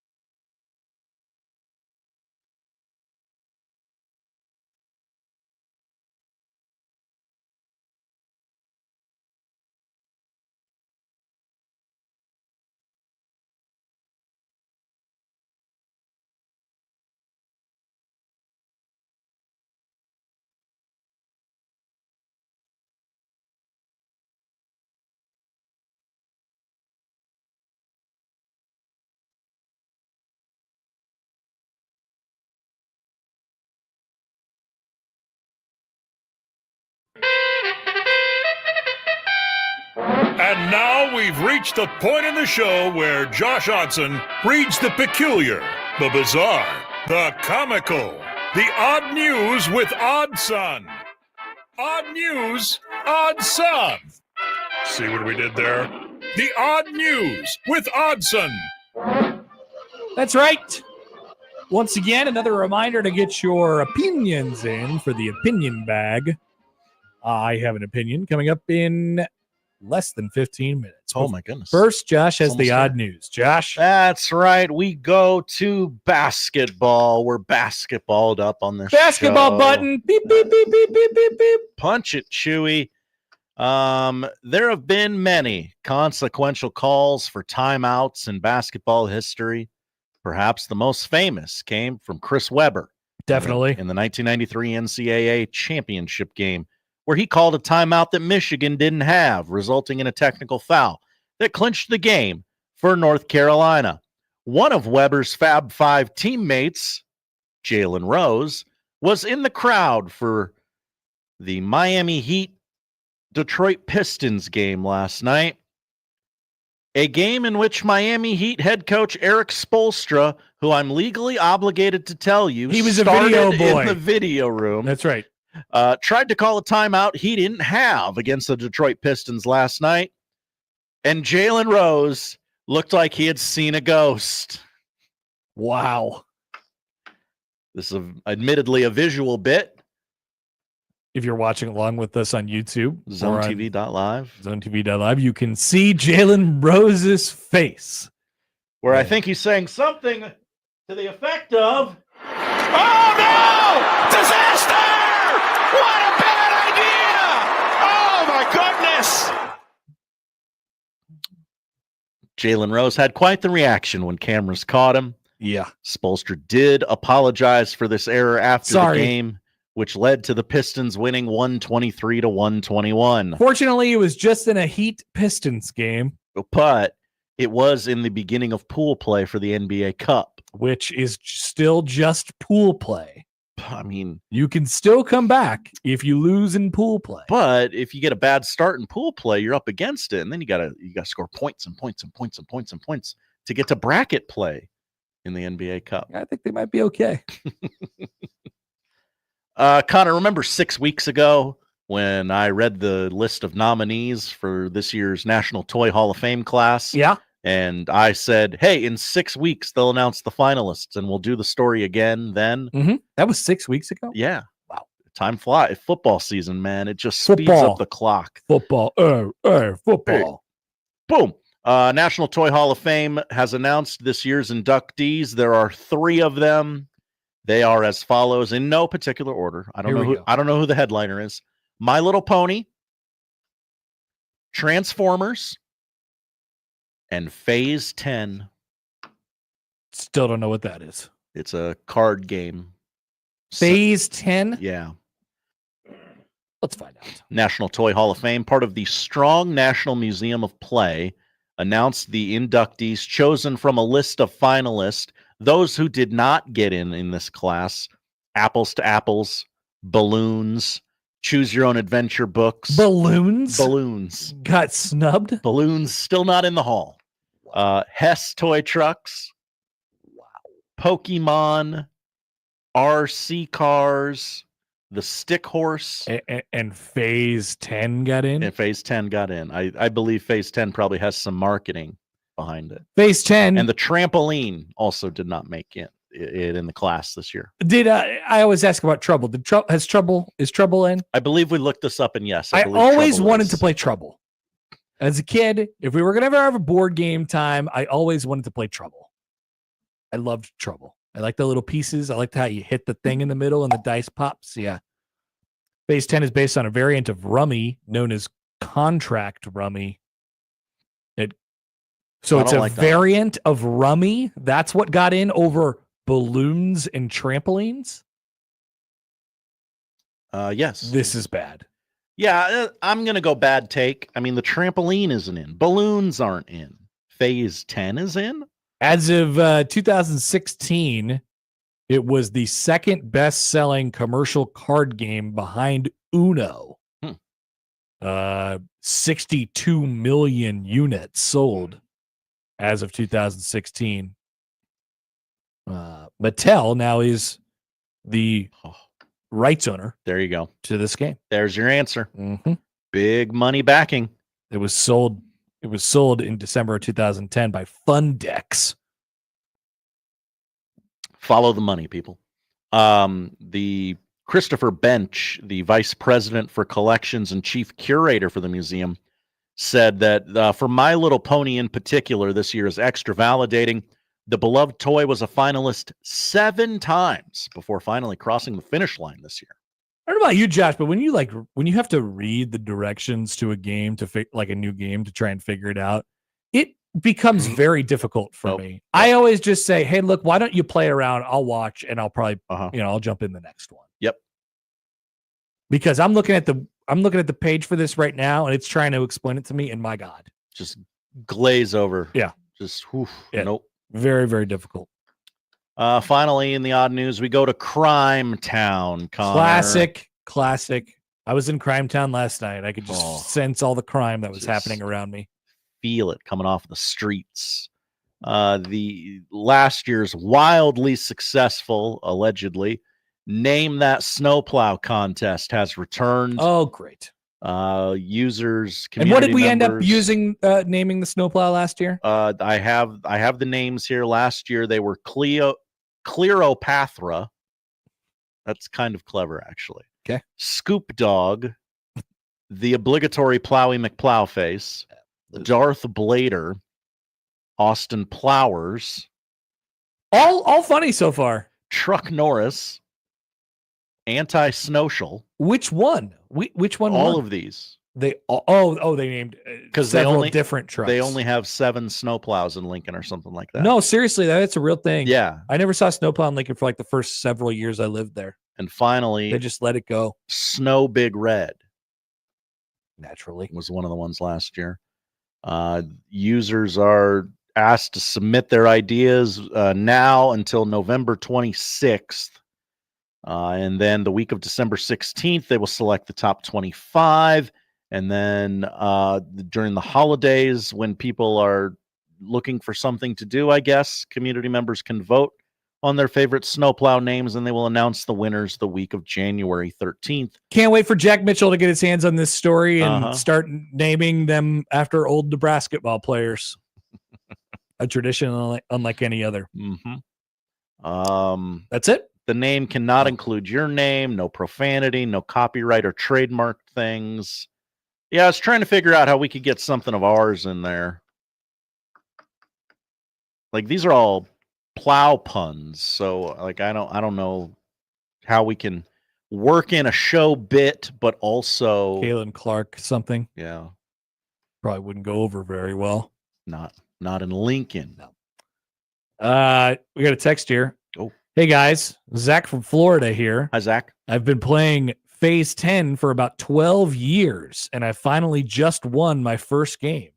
What? Is it one of those games that just takes 70 hours to play?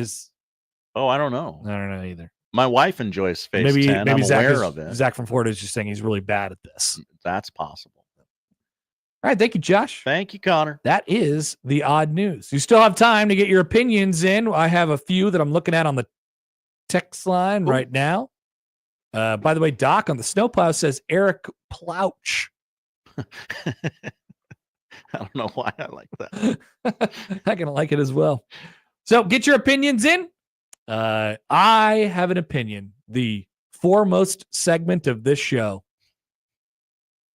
coming up on 1620 The Zone.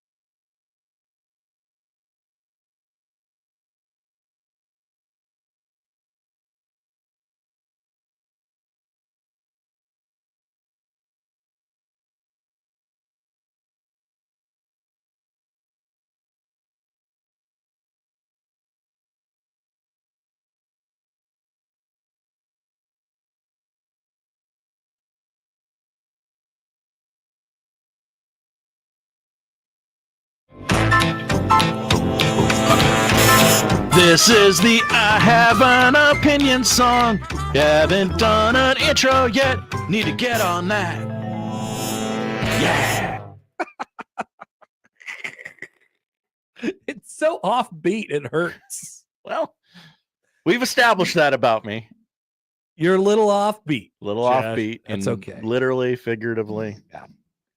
All right, this is I Have an Opinion. Send in your texts, your tweets, your comments, and make sure the first thing it says is, I have an opinion, like you're standing up like Abraham Lincoln making a declaration. Stick to the format, people. I have an opinion. Begins now. Where do we go first, Josh? I'm going to go to the YouTube right here, right at the top of the list. Sal, I have an opinion. Cinnamon Toast Crunch is hands down the best breakfast cereal, and I would wager 95% of America would agree. I don't think that the latter is right. If you can find something that 95% of America agrees on, you please let me know. Yesterday, we asked a poll question, are we idiots? It's 89% have said yes. Shockingly low. If we For had multiple reasons. If we had a chance to get 100, that was it. And it came in way under. So you go ahead and let me know when you can find something that 95% of America agrees on. Now to the point, Cinnamon Toast Crunch is the best cereal. I'll sign on that line. Whoa. Okay. I'm with you. I don't eat cereal, but when I do, it's CTC. They sell the dust now. You can just put on anything you want. I would not do that. That sounds stupid in a marketing ploy. Yes. And I'm against it. SEAL Team Nick, I have an opinion. Cinnamon Toast Crunch is the gateway cereal for meth addicts. For meth addicts is how that sentence ended. I can't comment on that. I can't say that that's happened for me. I don't know about for others, and I'm not sure if there's a correlation, how strong it would be. I would say that I would imagine that, like, if the theory is true that most people eat Cinnamon Toast Crunch, then most meth addicts eat Cinnamon Toast Crunch. You would probably be able to draw the line there. I see the math on this. Right? BA Coach's show on YouTube. I have an opinion. I do not eat cereal, and I think cereal and milk is disgusting and makes me gag. Great take, BA Coach's show. Milk and cereal is disgusting and makes me gag? Disgusting. What milk? I'll take this. The most normal thing that you could possibly drink, milk? I'll take this perfectly crunchy cereal and sog it the hell up. Yeah. Gross. So you eat cereal without milk? That's right, Connor. You just eat the cereal like a child with an adult. Like one of those, you got a high chair with a little table in front of you and you just slap it around a little bit. Josh, come out. Your animal crackers are ready. I like the elephants. That's you. Here comes the airplane. That's you. That's fair. All right. That's fair. We continue. Why not Hoiberg with an interesting comment? Go for it. Ask if boobs are good. If that poll question doesn't get 100%, then I've lost faith in humanity. I can tell you that we're not going to do that. Yeah, I'm not going to do that. We're not the horny show. Second of all, it would not get 100%. You got to guarantee you that. Got to factor in the trolls. It would not get 100%. If we put out a poll question that said, every person who votes yes on this, I'll give you $50, it would get at least one no vote. Absolutely. Guaranteed. Probably right. From Nick. Contrarian. Kip has sent us an email this morning. I have an email. 9:45. He sent this to me and me alone. Oh, God. I believe it to be the worst food opinion I've ever heard on this station. And that is saying something. Apparently, we all have bad food takes. That's what people were saying about us anyway. I have an opinion. Baked beans and Ruffles is the best chip dip combo. I read this email and was immediately triggered. Go ahead, Josh. As if tortilla chips and nacho cheese don't exist. Salsa? Salsa, another excellent chip dip What is the combo. best chip dip combo? Guacamole? Tortilla chip and fill in the blank of any of the three we've listed there. I see people do Ruffles and that French onion dip a lot. Yeah, what about a spinach artichoke dip? People like that. Not for me, but I understand. I understand it's very popular. Like, yeah, put that on the list. I'm with you. Chips and queso. If you give me that option, I'm probably taking it. But I'm a little picky with my queso. It's possible to do queso bad or bland. Yes. If you want something more steady, that it's going to be better for you more times than not, it's probably salsa. So I'm inclined to say chips and salsa here. Salsa, higher floor, maybe a lower ceiling, but it's a safer dip. I will say this: if I'm at like some sort of party where there's a giant gathering, it's probably like a graduation party or some sort of odd celebration of a random life event for somebody. There is pulled pork, there is barbecue sauce, there is baked beans, and there is Ruffles or potato chips. That's right. I don't get real offended when the potato chips when the Ruffles hit the beans. I'm not mad at you. Wow. I'm not mad at you. The best combo? No, I'm sorry, it's not. But I don't mind it. Yeah, I like to mix it up a little bit. Why not throw them beans on that sandwich? Why not throw them chips on that sandwich? Make the whole thing up just a big old mess. I like it. I think we need to send SWAT vehicles to Austin's house on YouTube. Austin says, Cool Ranch Doritos with baked beans is good. I won't knock it until I try it. I will knock it. And I You have got a lot of tried beans it. talk on this show. I mean, I'm just generally out on beans, so maybe I'm I'm starting from a bad place. I'm out against the people who eat the beans out of the can with the spoon. That's right. Colin. Hey, Colin. This is Colin in White Plains. Hell yeah, my hometown. All right, bear with me. This is kind of a long one. I have an opinion. Connor Happer's Yankees fan father should slap the taste out of Connor's mouth for the horrible take about Witt being deserving of the AL MVP. Aaron Judge is the deserving AL MVP winner, and it isn't even close. Make all of the BS arguments for Witt you want. Heck, it is pretty cute you are citing franchise records and then come back to reality and take a gander at Baseball Reference's 2024 MLB stat leaders.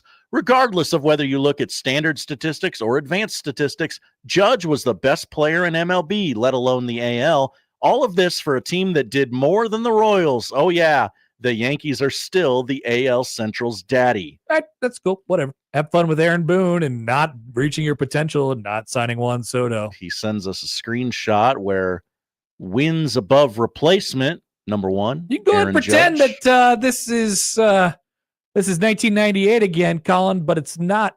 There are other ways to win except, aside from buying your teams these days. On base percentage. Some teams maybe have a little bit better baseball operation behind the scenes. Slugging I would say that the Yankees as a franchise have fallen drastically behind in recent years because they have the safety net of being able to buy these players. And yes, they were in the World Series, but their deficiencies as a franchise were on full and clear display in that World Series. So it was great. Congratulations on making it all the way back to the big show, but franchise got a little embarrassed in that World Series. Oh, interesting. If you scroll down further, you can see the league leaders in games played. Yeah. Number 1, Matt Olson, 162. Number 2, Marcell Ozuna, 162. Mm-hmm. I have no opinions on the second one. Good job, Matt. That's good. All right, should we go to the text line? Let's go. I got a bunch of stuff here. I haven't read any of them, so here they are.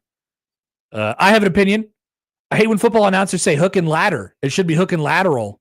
I yell at the TV every time I hear it. Some get it right. A hook and ladder is a fire truck. It's for a fire truck. Truck emoji. That's right. Any thoughts? Generally, it doesn't. I'm not a stickler about this. It doesn't bother me, but generally, I agree. I'm not a stickler about this, but it is. I mean, he's right. Mm-hmm. Michael, some opinions. Hi, Michael. Omaha Metro drivers do not know what a yield sign means. It does not mean merge into traffic going 40 with zero room to do so. What it does mean is slow down to a crawl or stop and wait for your turn to merge onto the road. Opinion number 2. How were none of these Chiefs players offside on that last field goal attempt? As a Broncos fan, I still can't understand how literally the entire line timed the snap and kicked perfectly to be in the backfield to block it. No way. This is a Jimmy Allen conspiracy theory. This needs to be addressed. And so, indeed it was, and so it is. Conspiracy theory. How were the Chiefs so good at blocking that kick? Maybe it's just that they were good. Or maybe there's something else going on. Interesting take. BA Coaches Show. I have an opinion. Hoiberg greater than McDermott all day, every day, and twice on Fridays. I don't believe the records would tell you that. Show me literally one point of data that would lead you to believe that. All right. Brian. Hi, Brian. I have an opinion. It's windy as hell west of Lincoln. Sincerely, Brian. Seems like more of a fact than an opinion, but it could be an opinion as well. Other Brian, spelled differently. I have an opinion. Daylight savings time needs to be the standard all year. Getting dark before 6 sucks. Definitely. Great take. I just want to make sure you guys know what you're saying before you have this opinion. Oh. That means the sun doesn't come out until like 9. That's fine. Like on days like this. Sun doesn't come out at all on days like this. On winter days. Okay. That means the sun I just want to make sure you know what you're saying. All right? There are some people in the world who are morning people, and it would be pretty sad if you didn't see that sun popping out until you were already, sitting behind your desk looking at your computer. I don't know. That'd be a pretty rough start to my morning. Some people like to see the sun come up. Just want to make sure you know what you're saying. I have an opinion. Lincoln plow name K Snow Plow Managa. All right. I have a lounging opinion from Corey. A lounging opinion. That's what it says. Color me intrigued, Corey. Garbage take, my Josh, as Cinnamon Toast Crunch is soggy mush within 5 minutes. That's what I'm saying. I think that's what Josh is saying. That was nonsensical text from Corey. Text of the 402. Now we got people sidetracked on the Cinnamon Toast Crunch thing. I have an opinion. Cinnamon Pop-Tarts are way better than Cinnamon Toast Crunch. I love Crunch Husker Cav. What does that mean? I don't know. I love a brown sugar cinnamon Pop-Tart. Many will tell you strawberry is the best Pop-Tart. It's very good. I prefer the brown sugar cinnamon. I agree with you there. Whoa! I do not think it's better than Cinnamon Toast Crunch, though. Okay. Venmo Chris, I have an opinion. Milk is not the most normal thing to drink. How many animals do you see drinking another animal's milk? It's weird. Stop. So this is the standard? We can't drink milk from a cow. We have to do everything the animals other do. Animals don't drink milk from other animals? Once again, just want to make sure you know what you're saying when you say this. Cody, I have an opinion. Mowing is worse than blowing the snow off the driveway. Mowing is very time consuming and requires you to bag the clippings. Blowing snow, just throw it in the yard and move on. And waters my domesticated trees. I love domesticated trees is catching on. This is a disagree for me. Well, mowing the lawn is way better than blowing the snow off the driveway. He's right about like the time factor thing. Like that's just a fact. Now you get more. I don't know, but some people have smaller yards than they do driveways. You get more of a personal satisfaction, sense of accomplishment from mowing one's yard. Yes. More so than shoveling. Yeah. Am I wrong there? Put that on the poll. Okay. Which do you get more satisfaction from? Okay. Now, I like finishing the shoveled driveway or mowing the lawn. the OCD in me loves looking at the progression of the driveway as it gradually becomes clearer and clearer. Yeah, but don't you love looking at the lawn after it's cut? I do. I like looking at both. Which delivers the most satisfaction? Okay. All right. Yeah, put that up there. I still think I prefer, like, tiebreaker goes to I'm outside and it's generally nice. And Okay. I will take excruciatingly hot over never ending mercilessly cold. That's my opinion. All right, Mark. Hi, Mark. Another weather related opinion. I have an opinion. I'd take snow over cold rain any day, anytime, any season. Mark would rather it be snowing right now than it just raining. Hard to Yeah, I don't agree with that either. I don't agree with that either. Pedro. Hi, Pedro. I have an opinion. Tom Osborne is on the Mount Rushmore of college football coaches. Yeah, good opinion. Absolutely. Let's go with that. You'll get no argument from me.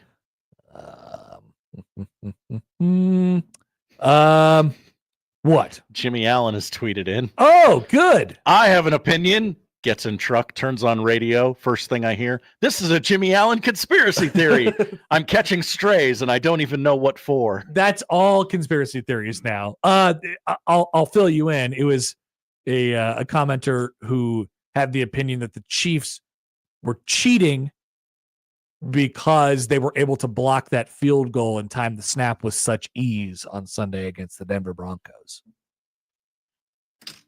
There you go. You take that however you like it. Little suspicious. Here's Brian. I have an opinion. Brian with an I is the superior spelling of Brian. Which version? I'm sorry. I was reading an email. With an I instead of a Y. I know we have some Brians with a Y in the audience, but yes, I would agree. Really? Brian with an I is just more common. That's why you like it better, because it's more common? What are you saying? What are you saying? I'm saying I'm a basic B. Hater of Brian Munson with a Y. I love that guy. He spells it with a Y. Why don't you tell him to his face on Friday on the show? Why don't you tell Brian Christopherson on Friday that he sucks? I'm not saying that one is better than the other. I'm wondering why you're so definitive about the I over the Y. Scared to have an opinion. This is the segment to have an opinion. It's not my opinion, Josh. It's not my opinion. I would like to abstain. You're going through the ballot and you see all these judges. Cowardice. And you're like, what in the hell are these guys responsible for? Get the hell out of here, Judge. Josh voted all the judges out? I actually voted all the judges to stay. My general theory is if I know a judge's name, you're doing a bad job. Okay. So you didn't know any of the judges' names, therefore you kept them all? That is correct. Is that the right way to do it? No, absolutely not. I say you should have abstained.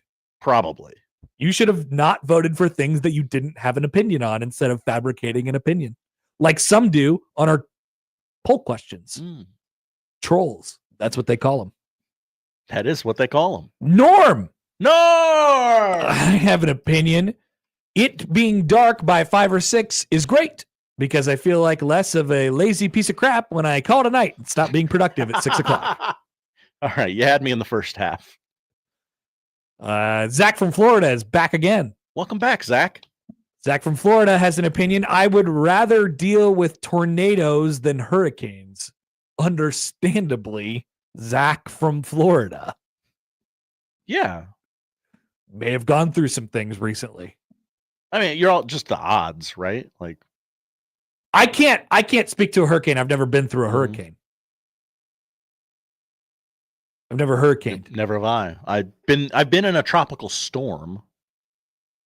What's the most danger you ever felt like you were in via tornado? Was it this past April? It was like, whoa. No. I know that one didn't have the buildup. Yeah. It just kind of, Oh, what's going on? Yeah. Oh. And then, it ripped through town.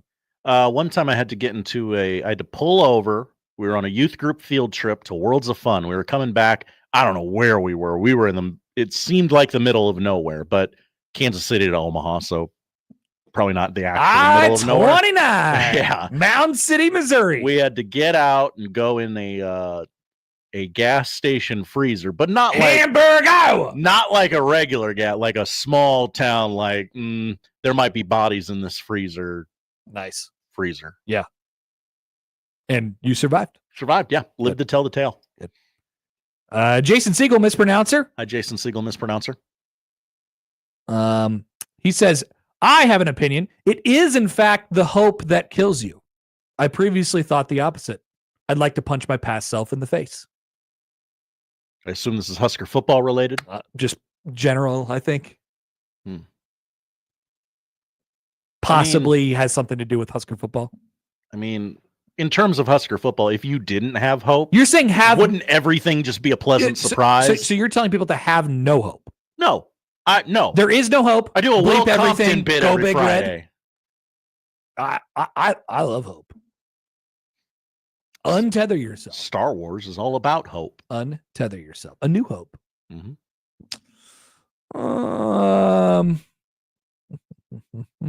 The squirrel. The squirrel is here, Josh. Hi, the squirrel. The squirrel that got killed by the feds, who actually didn't have rabies. It could be. Toxicology report came back this week. It could be. This person has also referred to himself on previous texts as Los Squirrel. Los Squirrel. Which is not, those two do not match. It would be Los Squirrels or something like that. All right. I have an opinion. Anyone shaving their head over an election needs therapy. Actually, this person is now going by Captain Anger. Now that tracks a little more. Are people shaving their heads? I don't know. I don't know about this either. I haven't seen this. I mean, I imagine someone somewhere said, "Oh, if he wins the election, I'll shave my head." Yeah, I'll bet that happened. I don't know where. Yeah, haven't seen it. Now, does that person need therapy? Now, if you say if Nebraska doesn't make a bowl game, I'll let America throw tomatoes at me while wearing a MAGA hat. That's completely different. That is different, and we can track that. Still on the table. Sicilian Stiletto writes in. Hi, Sicilian Stiletto. I have an Jays. opinion. I get more satisfaction paying someone to mow and blow. Paying someone to mow and blow better than actually mowing and blowing. Thoughts? If I could, I would. No, no. I actually disagree with that. I like to mow and blow. I like it for about 2.5 months, and then the College World Series gets here, and I'm like, I don't have time for this. And then football gets here, and I'm like, I don't have time for this. I still really haven't got sick of mowing. I do get sick of blowing. Well, I don't blow. I shovel. Ooh. I've never had a blower. I've never operated a snowblower before. It'll change your life. I've never operated a snowblower in my life. It's not like I kind of want to. Sounds fun. I want to buy one. I almost bought one when I bought a house. Should have, but I just did the cost analysis, and I'm like, it just doesn't. I don't have a big enough driveway. I don't have enough property, and then I'd have to be out there blowing all the other people's driveways to be a nice neighbor, and I just don't want that smoke in my life yet. There's a little give and take there, yeah, for sure. I don't want that for sure. Also, a bonus opinion from Sicilian Stiletto. Hi again, Sicilian Stiletto. Tom Osborne does not appear on the Mount Rushmore of social stances, i.e., alcohol, gambling, etc. That is an opinion. Little behind the time, but of Tom's era, he's acting in lockstep with many of his generation. One more text here from Alex and Lincoln. Hi, Alex and Lincoln. Can't wait for the tomato MAGA bet. We have lost sight of that for the last couple weeks here. That is still on the table. Yep. Still on the table. Look, certain people on this station want you to forget the tomato MAGA bet. They do. Don't let them. We will not let that happen. You have to have the power in this situation. Mm-hmm. All right. Anything else that I missed? Obviously, there will be strays coming in. We'll probably talk about them. There's always strays when we open up the next segment. I don't see any right now. Cool. All right. That's it. Thank you, everybody. Thank you. Thank you for voicing your opinions. Your voices have finally been heard. We give you the outlet to do so. We'll be back after this on 1620 The Zone.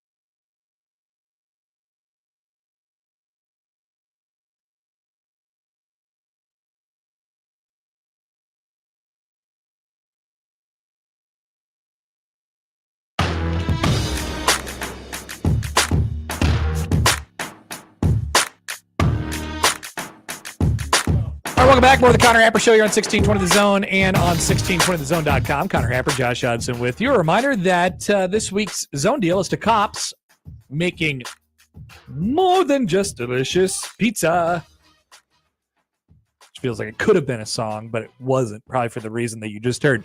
They also have steak, seafood, pasta, fresh salads, and tasty charred wings. Dine-in, carry-out, or delivery from Cops. Lots of options for you with 3 convenient locations in Omaha. This week's Zone Deal is to get $50 worth of vouchers for just $25 on sale Friday at 9 under the deals tab at 1620thezone.com. Or you could listen to Unsportsmanlike Conduct for $50 gift certificates to Cops for $0. You might have to perform some sort of trivia or the need to get to 6 game to get there. I don't know what they're doing to give those away, but they're doing it this week. Okay. College football playoff rankings last night, Josh. How'd it go with everybody? Everybody, I didn't watch the show. Happy. I did not watch a show last night. Did you watch? Did anybody watch a show, or did we just look at Twitter like everybody else does? Yeah, I waited for the graphic. I've seen the graphic. Okay. The graphic is out there. It has created some interesting matchups. It really has, actually. That bracket really hooks you, doesn't it? It does. Oregon, Ohio State stay at 1-2. Georgia, of course, plummets in the rankings. There were 3 last week. They go down to 12. They are edged out by Ole Miss as really the last team in, because Boise State is the Group of 5 representative at this point with their 1 loss to Oregon by 3 points. So they get the 12 slot. Texas goes up to 3. Penn State goes up to 4. Indiana goes up to 5 with their garbage resume. BYU goes up to 6. BYU actually, hasn't beat too many teams of note, but maybe a stronger resume than Indiana at this point. Whatever. I'm not here to haggle over who's 5 or 6 at this point. Tennessee stays at 7. Notre Dame goes up to 8. Miami plummets down to 9. But of course, with the Canes, they remain as one of the bye teams. It's the projected ACC champion. BYU is the projected Big 12. Pretty bold to project Miami as the ACC champion. Is it? I mean, SMU is undefeated. Yeah. In conference. In conference. I mean, they're not undefeated. But they're undefeated in conference. Undefeated in conference. They do have to play this stupid thing called a conference championship game. Something Miami has not won since that's true. Joining the ACC. And then, of course, the BYU thing is funny, too, because they're probably going to end up playing Colorado, and many people think that Colorado will win that game. Colorado's down at 17. They are going to end up probably getting a bye in the playoff because this whole thing is whack job. This whole thing is all crazy. So let me add in something different for you all. Okay. Did some thinking last night. I was thinking about those very 2 teams that we just talked about. The projected ACC champ and the projected Big 12 champ. Josh, would you agree, as a college football fan, that if you were to play the Big 12 champ or the ACC champ, you would rather play one of those 2 teams than the Big 10 champ or the SEC champ? Would you say that? 100%.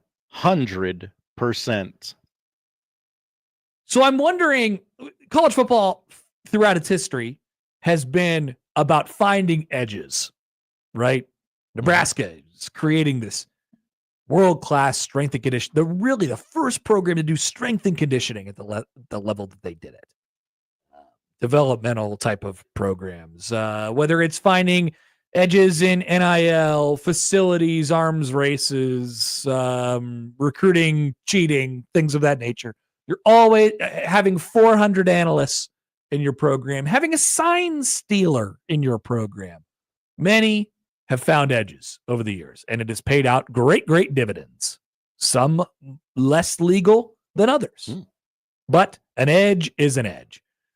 So I'm wondering, how long is it before teams start to figure out, and how close do we have to get to that last playoff release where teams are really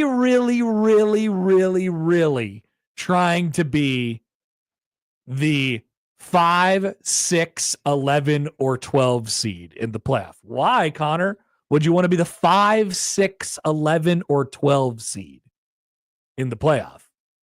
Well, I'll tell you why. Well, go ahead. Tell people why. Because you know how brackets work. Because I'm doing this bracket in my head, and the last at-large team, Ole Miss, direct path to the Final Four with very little resistance. Tell us that path, Josh. Ole Miss. This is as the playoff is set up right now. Number 11, Ole Miss at number 6, Penn State. Come on. We all know Penn State is now. I know Penn State and Ole Miss are just like they're the same team in a different Spider-Man. region. Yeah. Spider-Man meme. But come on, Ole Miss is going to win that game. Jackson Dart, baby. Ole Miss would then play number 3 BYU. That's right. Or Colorado. That's it. Either way. I mean, and then who you picking? Who you picking in that one? And then the 4 gets matched up with which is the worst Power 4 champion. Mm-hmm. That could be Colorado as well at the end of the day, or it could be the ACC champion. Either way, it's not going to be the Big Ten or the SEC champion because those teams are going to be 1 and 2 every year forever. You can write it in ink. So you're not going to be the 12, right? Because the group of 5 is going to get the 12, whether it be Boise or our nation's Army. Military. Thank you for your service. I suppose it could be Army still.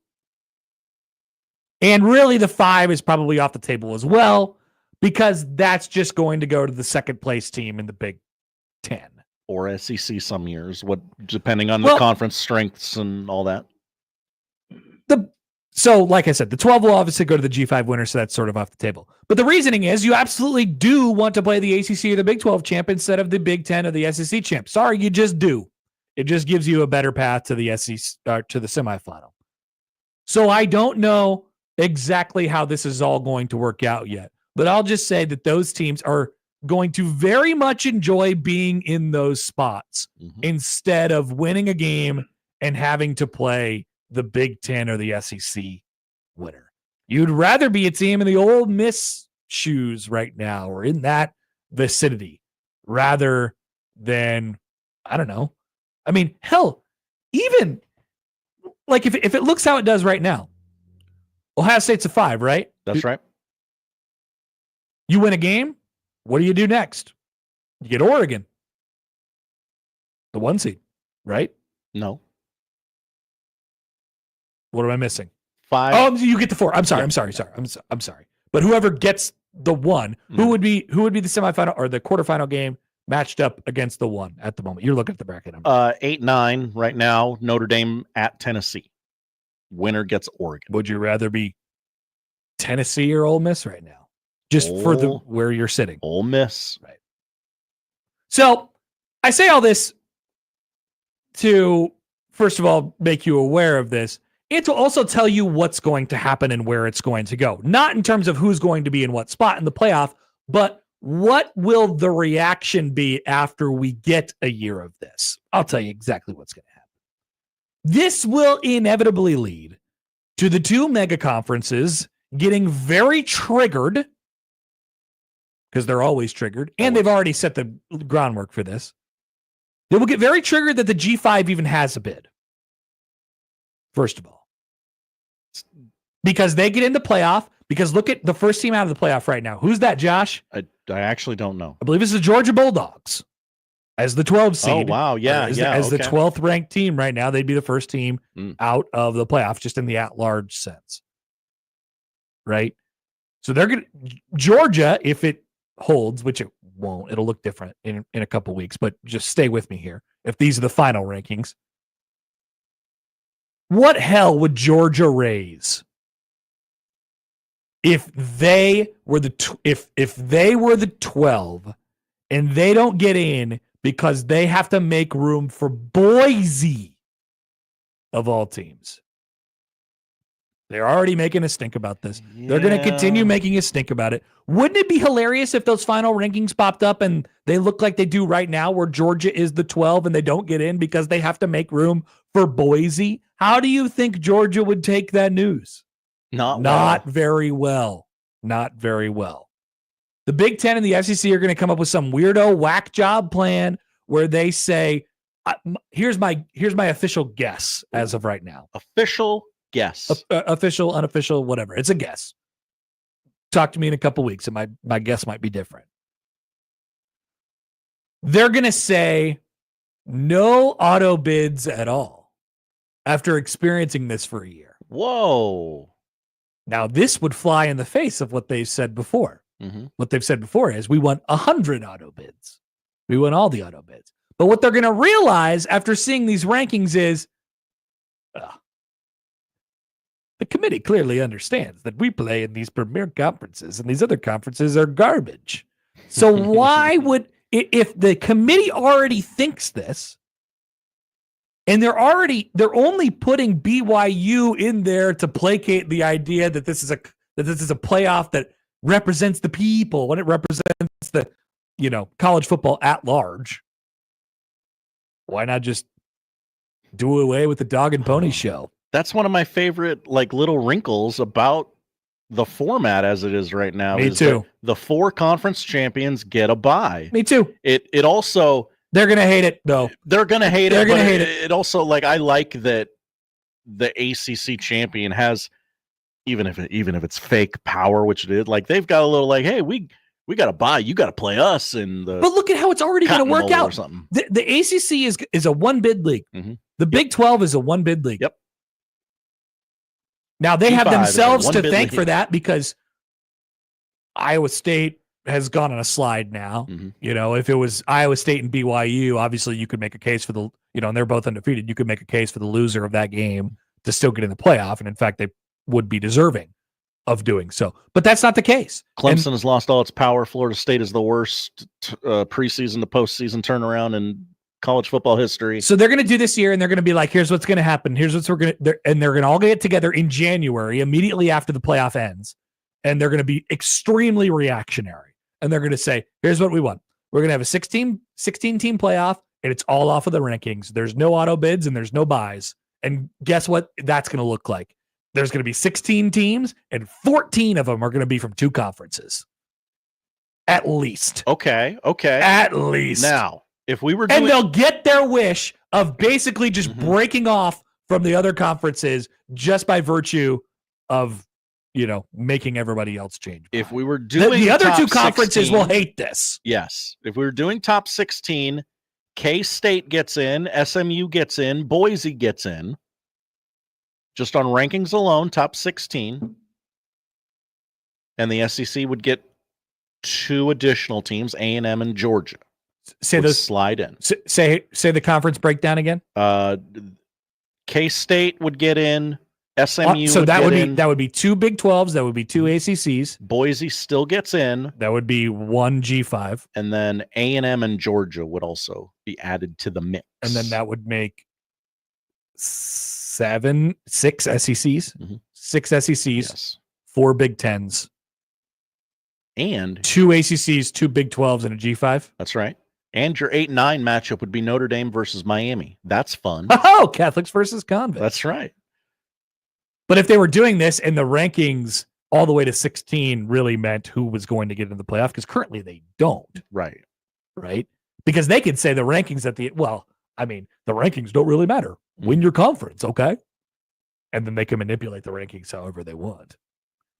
So, I don't know. There's going to be something reactionary that happens based off of this season. That's my guess. I completely agree. Also, can't wait. Oh boy, that Big Ten Conference is hosting 3 first-round games as it stands right now. That's pretty cool. A little feather in your cap. Come on up north. Play some football with us. Play where the big boys play. What's the Indiana game at this moment? Indiana hosts Alabama. How do we think that one would work out, everyone? The stadium might collapse. Ziggy writes in. Hi, Ziggy. Do you think Big Ten and SEC teams will start throwing conference championship games? Getting a first-round playoff game is a lot more lucrative than not getting one. You get to establish momentum. I'm having a hard time finding a reason why the 5 seed isn't the best seed. Ziggy, I've thought about that one too. I don't know about throwing, you have to be the right team in the right spot. Playing one fewer game is more valuable than the actual value of a playoff game, right? from a money perspective? No, I mean, from from like a team from have a a, chance like, to win perspective. hey, my team is broken Yeah, but because we you- played 29 games this season. Yeah, but you could make the case. Okay, well, like we've played a playoff game. We know what this is like already, and it's not like we're, Ohio State, whatever seed they are, they're going to feel like they go into the playoff and have a chance to win it, regardless of who's in front of them, because they think they're the best team in the country, one of the best teams in the country, And they're regardless of not what their resume says they are. They're going to throw a fit that they don't get a bye. We're the second ranked team in the country and we don't get a bye. That's ludicrous. Well, they wouldn't be second because they'd lose to. But the trade-off is you get a home playoff game. Right. I don't know. I'd rather play one less game. I don't know. I'm not sure. I'm not so sure. I mean, look at how it's played out in Major League Baseball. The bye teams have crapped their pants. That's true. And conventional wisdom would lead you to would say, oh, I'd rather just have the 3 days off, get healthy, set up my rotation, and go. But oftentimes, the teams that come out of the wild card series win those series. How often in the NFL do the teams that get a bye make the Super Bowl? I don't know what that number is. I'm sure it's findable right now, Sure. but like I mean, anecdotally, it feels like there's a wild card team who beats a division champ every year in their home stadium. And in this case, it would be in a bowl site, right? And I think that would happen fairly regularly with this. So I don't know. There might be evidence to point to. It might be better. Like, gosh, I don't love Ole Miss as a team, but gosh, I love their path to getting to the semifinals. How the bracket looks right now. Right now, yeah.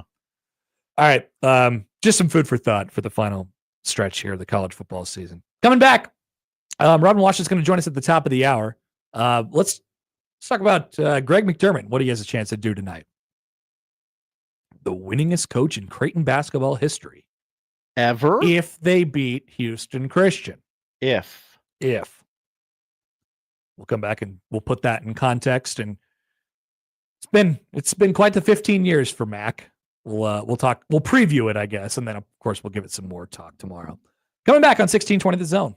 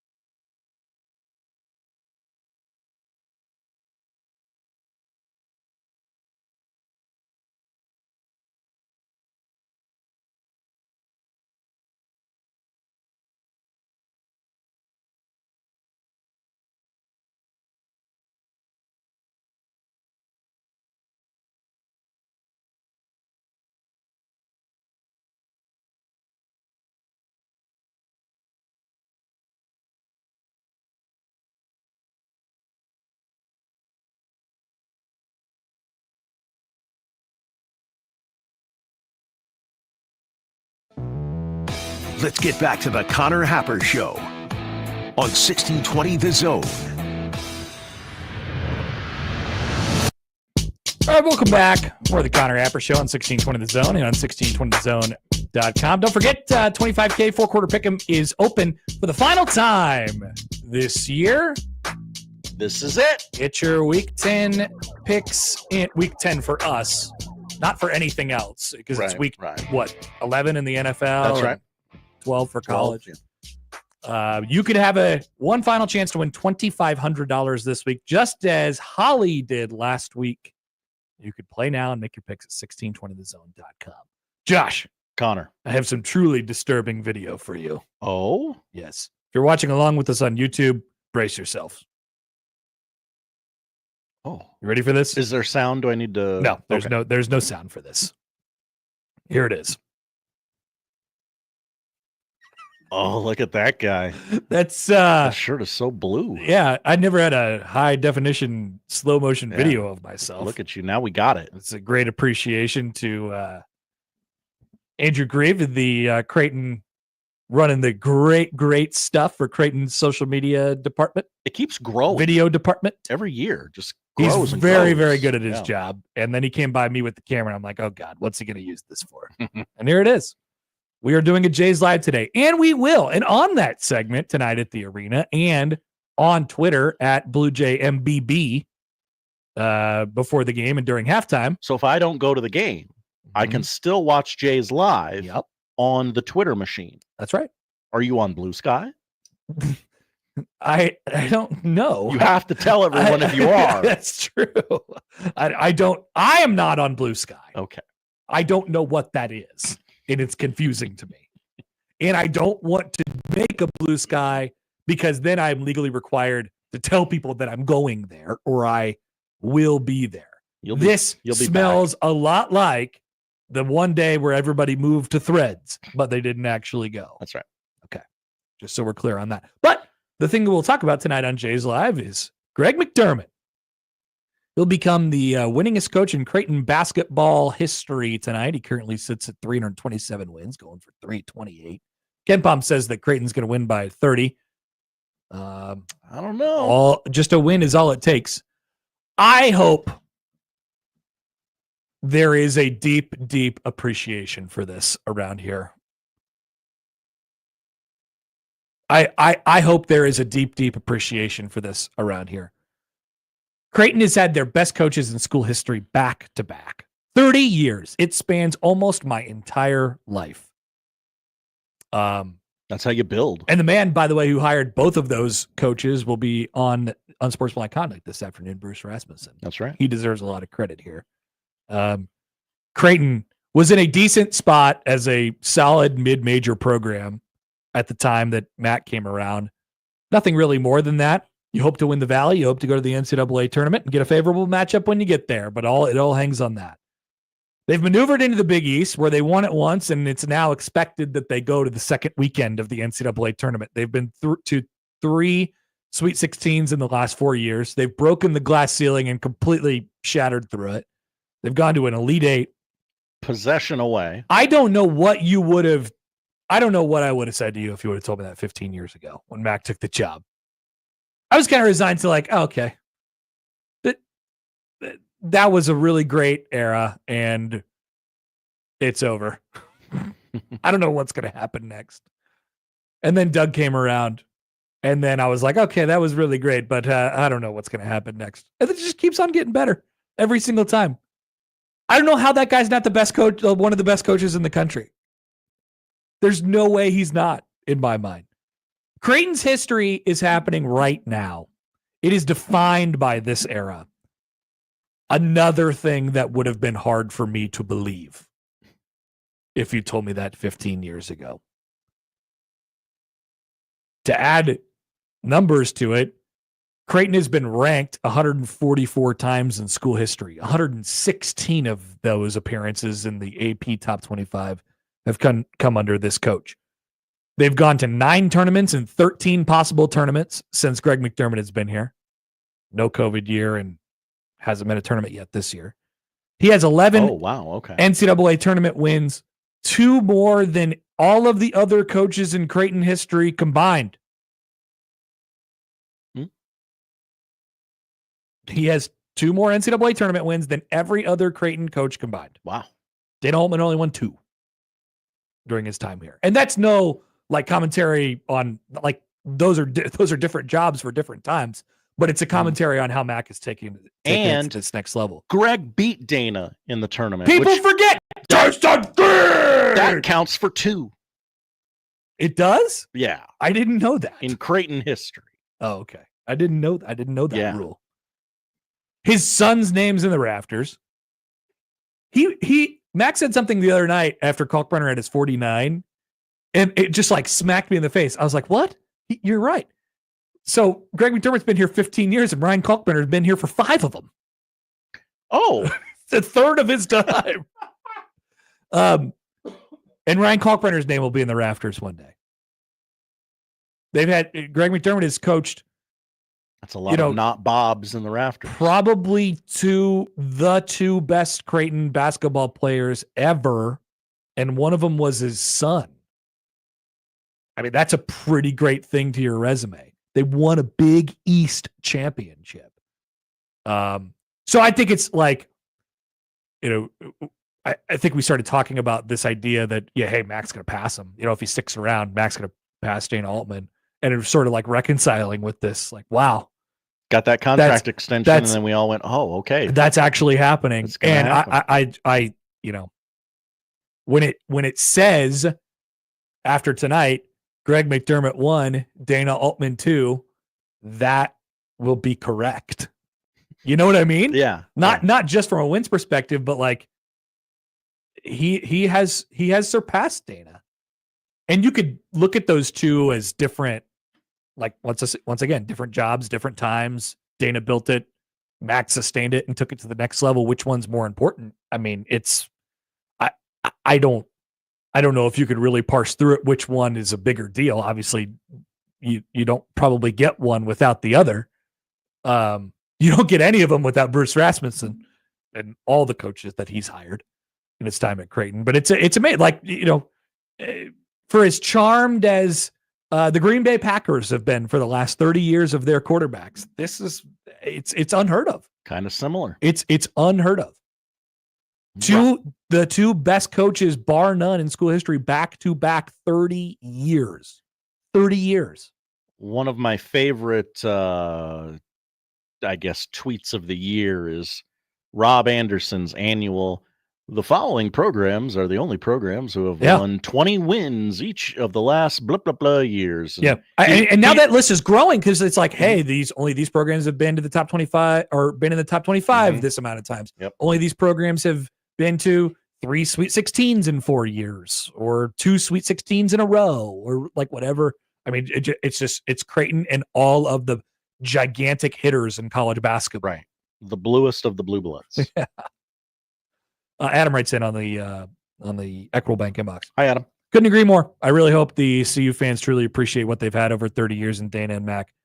That's truly unheard of in college athletics. Just look down the road in Lincoln. They had back-to-back legends in Devaney and Osborne. For the last 20 years, they made poor hire after poor hire and haven't been able to escape from the lost forest. College athletics are fickle. No program is immune to struggle. For CU to have this run for 30 years is truly remarkable and should never be taken for granted by the fan base. There is no guarantee of success.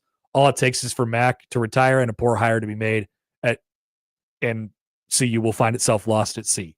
It's that fickle. It is. Look at Villanova. You need luck to make this happen. You need a person who understands the qualities that you need at the place in order to get what Creighton's got, and that's Rass. But you also do need luck. Maybe Doug McDermott was that luck, People always say, it's like, well, would any of this have happened if Doug didn't come around? I don't know. Probably not. Yeah. Probably not, but we don't have to live in that world. There's only one timeline, man. We're not Doctor Strange in this thing. There's just one. It might have plateaued at, gosh, I really hope they can get out of the first weekend. That would be fun. Like, it might not have spiked to being a possession away from the Final Four. Think of all the names that were out there at the time and all the different ways that it could have gone, and how many times Mac now has been courted by other larger institutions with more money and more facilities and more resources and more NIL and blah, blah, blah, like whatever. Eat at Ohio State, Arizona State. And Many of the others. states. Yeah, all the states. Suck it. It's hard to understand. It's hard to believe. So I know tonight there will be you don't want to count your chickens, but it should be this sort of like coronation. Got to get through HCU. There will be a video at the end of the game. There will. Yep. And will it be on TV? I don't know. I don't know if they'll take it on TV. I have no say in what goes on television. Can we? Well, it's Kevin Kugler and Nick Baugh.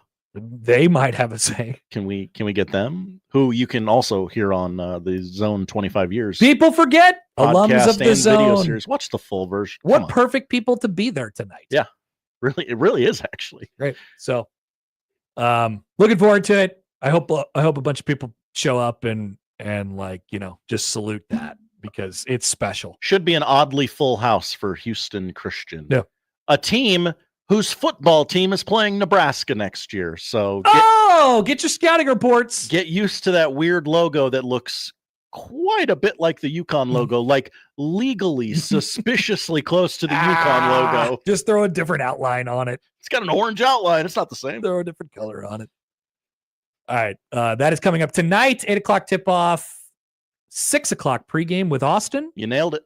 And 7:30 courtside with John Bishop and somebody else. Let me find out who. I never know who he's doing those games with.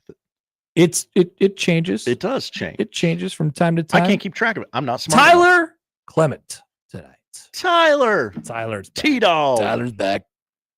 That'll be on 1620 The Zone and 1019 The Keg. That's right. FM signal. Back with Robin Washut of Husker Online next on 1620 The Zone.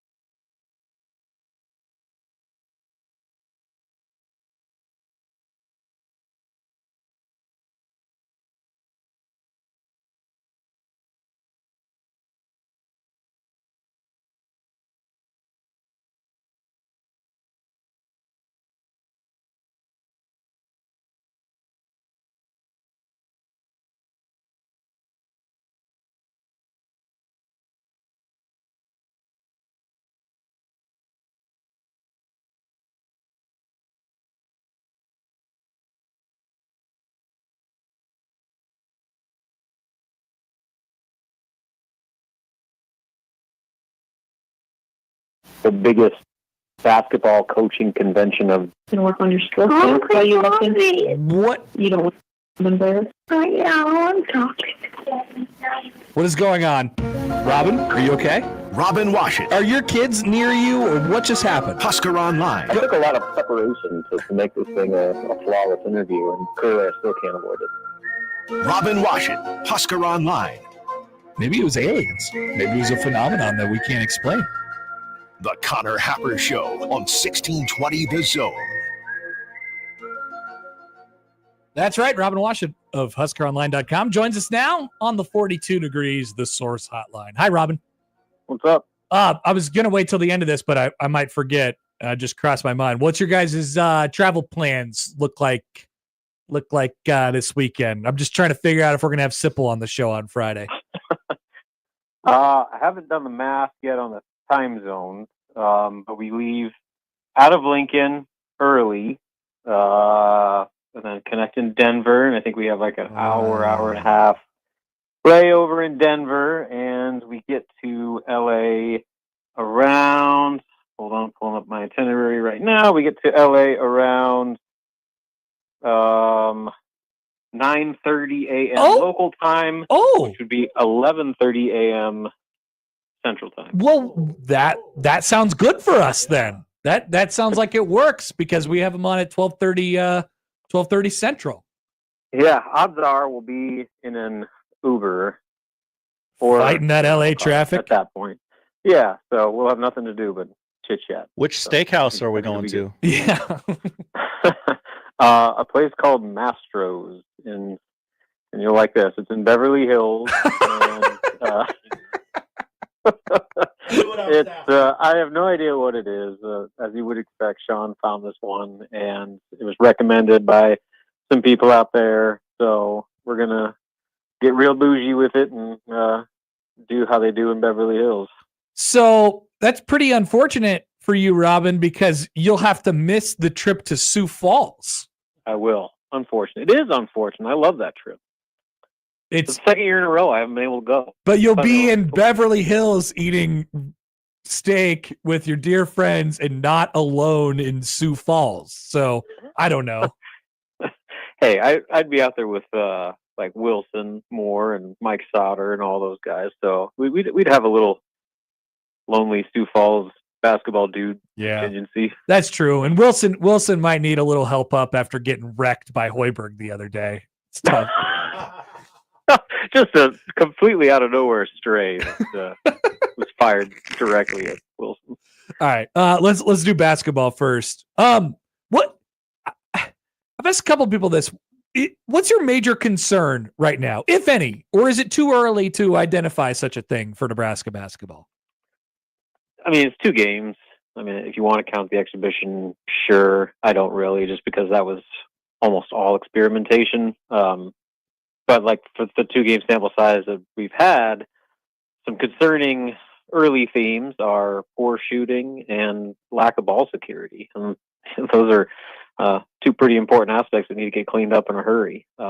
Especially as the level of competition increases here, you're not going to be able to be one of the worst teams in college basketball in non-steal turnover percentage. I think right now Nebraska is 50 or 356 or something like that. They're in the 350s. Out of 364-ish Division I teams in basically unforced turnovers. And so that 357. Got to be, yeah, there you go, 357. And so like that is priority number 1 for me. Like the shooting, I think the law of averages will eventually even out there. And as guys kind of settle into their roles and you get a little bit more definition just about what the lineups are like, and the core group is a little bit more defined, and then people get established within that group, I think the confidence will grow, and with the confidence, you'll start making the shots that they're missing right now at a much higher clip. And the positive there is that they're getting good looks, they're just not making them. So again, you would assume that eventually once they see the ball go through a couple times, that shooting starts to improve. But the turnover thing, that's just a lack of focus for me. Like it's just kind of laziness, and I think fatigue maybe has something to do with it. And then that brings on another issue. Why are they fatigued? 2 games into the season, and we're talking about fatigue after like a couple hard practices. Like I don't know. Like, so those are things that are certainly worth monitoring right now, because that's 100% within their control, and they're just not doing it. So again, you would hope that those types of things start to clear up as they kind of settle in and have, some more games together as a full team. But for now, they got to show some real progress in those two areas in particular. Defensively, I think they've been really good. Like, as bad as they were offensively with turnovers against Bethune-Cookman, they completely controlled that game on the defensive end of the floor. So they're doing their part that way, and they're rebounding well, or at least as you would expect. So I mean, like, there's elements of the game that have been really good, and I think the shooting will improve. But like, they just kind of got to lock in a little bit. They got to clean it up and stop with the just sloppy mistakes and errors and turnovers that have made these first two games a lot closer than they needed to be. I know one thing: you can't be both, right? You can't not shoot it and turn the ball over at the rate that Nebraska's turning it over right now. You might be able to do one. It's gonna, it'll damage your ceiling, obviously, but you might be able to get away with not being able to do one of those two, but you can't do both. That's certainly the thing right now. I was gonna, you bring up a point about the energy piece, and and maybe it's just a simple thing is like, hey, the bodies just aren't quite ready for that type of grind yet. I've also noticed this. It's just, and it's kind of a little bit of everywhere right now in early season college basketball. Just the energy just seems to kind of be low all across the country right now. I was watching a little bit of that Kansas-Michigan State game last night. Mm-hmm. Both teams are just like walking around. Like, yeah. It doesn't seem like anything was done with the purpose in the first, few minutes of that game. And then maybe the intensity hits at some point when the game gets good. But I've noticed that all across college basketball here in the early season. I can't recall a time where I've really felt it that much in past years. Mm-hmm. Yeah. I wish I had an explanation for you, because it's not like this is the NBA and they're worried about load management, and guys are just kind of going through the motions. Like, I mean, they're talking about high profile non-conference games, and you're seeing that. So I don't know what the deal is. Maybe it's a deal where teams are doing too much in the off season, that they're not getting the rest that maybe they have in years past because of all the foreign trips and secret scrimmages and charity exhibitions and all these things. Maybe there's just not enough recovery time with the year-round basketball schedule that it is now. So I don't know. That's just one thought on it. But that, I think it goes to show you too that what Nebraska's dealing with right now is not a Nebraska exclusive situation. There's a lot of other teams that are struggling with offensive flow and looking choppy with the basketball and kind of seemingly out of sorts with their chemistry. In the transfer portal era, Nebraska's hardly the only team that has a new roster right now. And there's teams across the country that are still trying to figure it out. And so, I guess the good news for Nebraska, in theory, it scheduled the non-conference accordingly, but then you look at their non-conference right now, and it's a lot harder than people thought it was going to be. Texas Rio Grande Valley is a good team, and they've shown that. They're going to compete in that league, to potentially go to the tournament. And then North Florida is on the brink of being a top 25 team right now. They played 3 high majors and beat 2 of them already this year. And so you try to schedule games to give yourself an opportunity to kind of learn through winning. But with this portal era, and the level of parity across college basketball, doing that has never been harder, just because you have no idea what a team is going to look like when you schedule the game in the spring and what actually shows up at your front door in November. Yeah, no, that is definitely true. With all the roster movement in college basketball. Robin, one more basketball question before we talk about football a little bit here. Juwan Gary, what have you thought about him so far this year? What does he need to be in order for Nebraska to reach whatever ceiling they're we've talked about the new pieces a lot. Gary's been around for a little while. What have you seen from him in the first couple games? I mean, what Nebraska needs him to be is, for the most part, what he was the other night, and that's the best defensive player on the floor.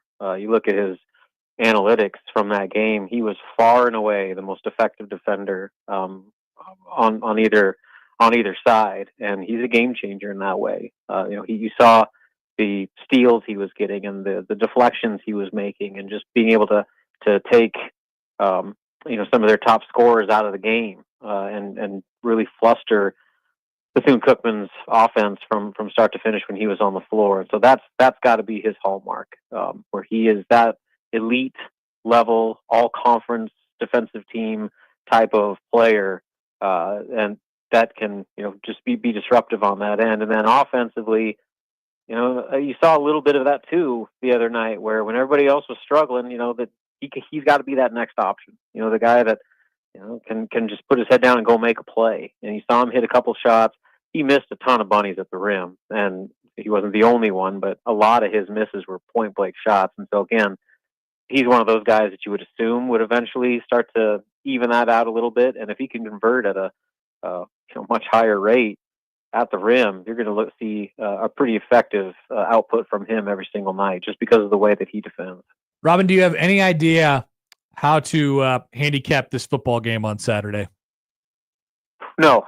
And that's why this spread, I would not even bat an eye if the line was flipped, just because of seriously, what is USC like? There's so many questions around them right now.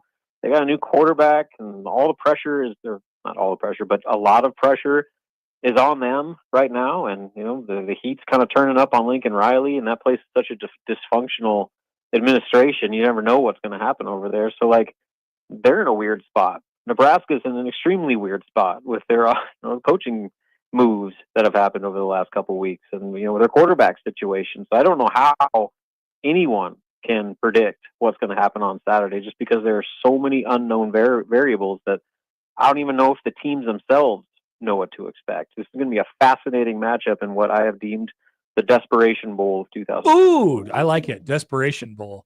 Nebraska certainly is that. Okay, so let's just minimize it down to Nebraska then.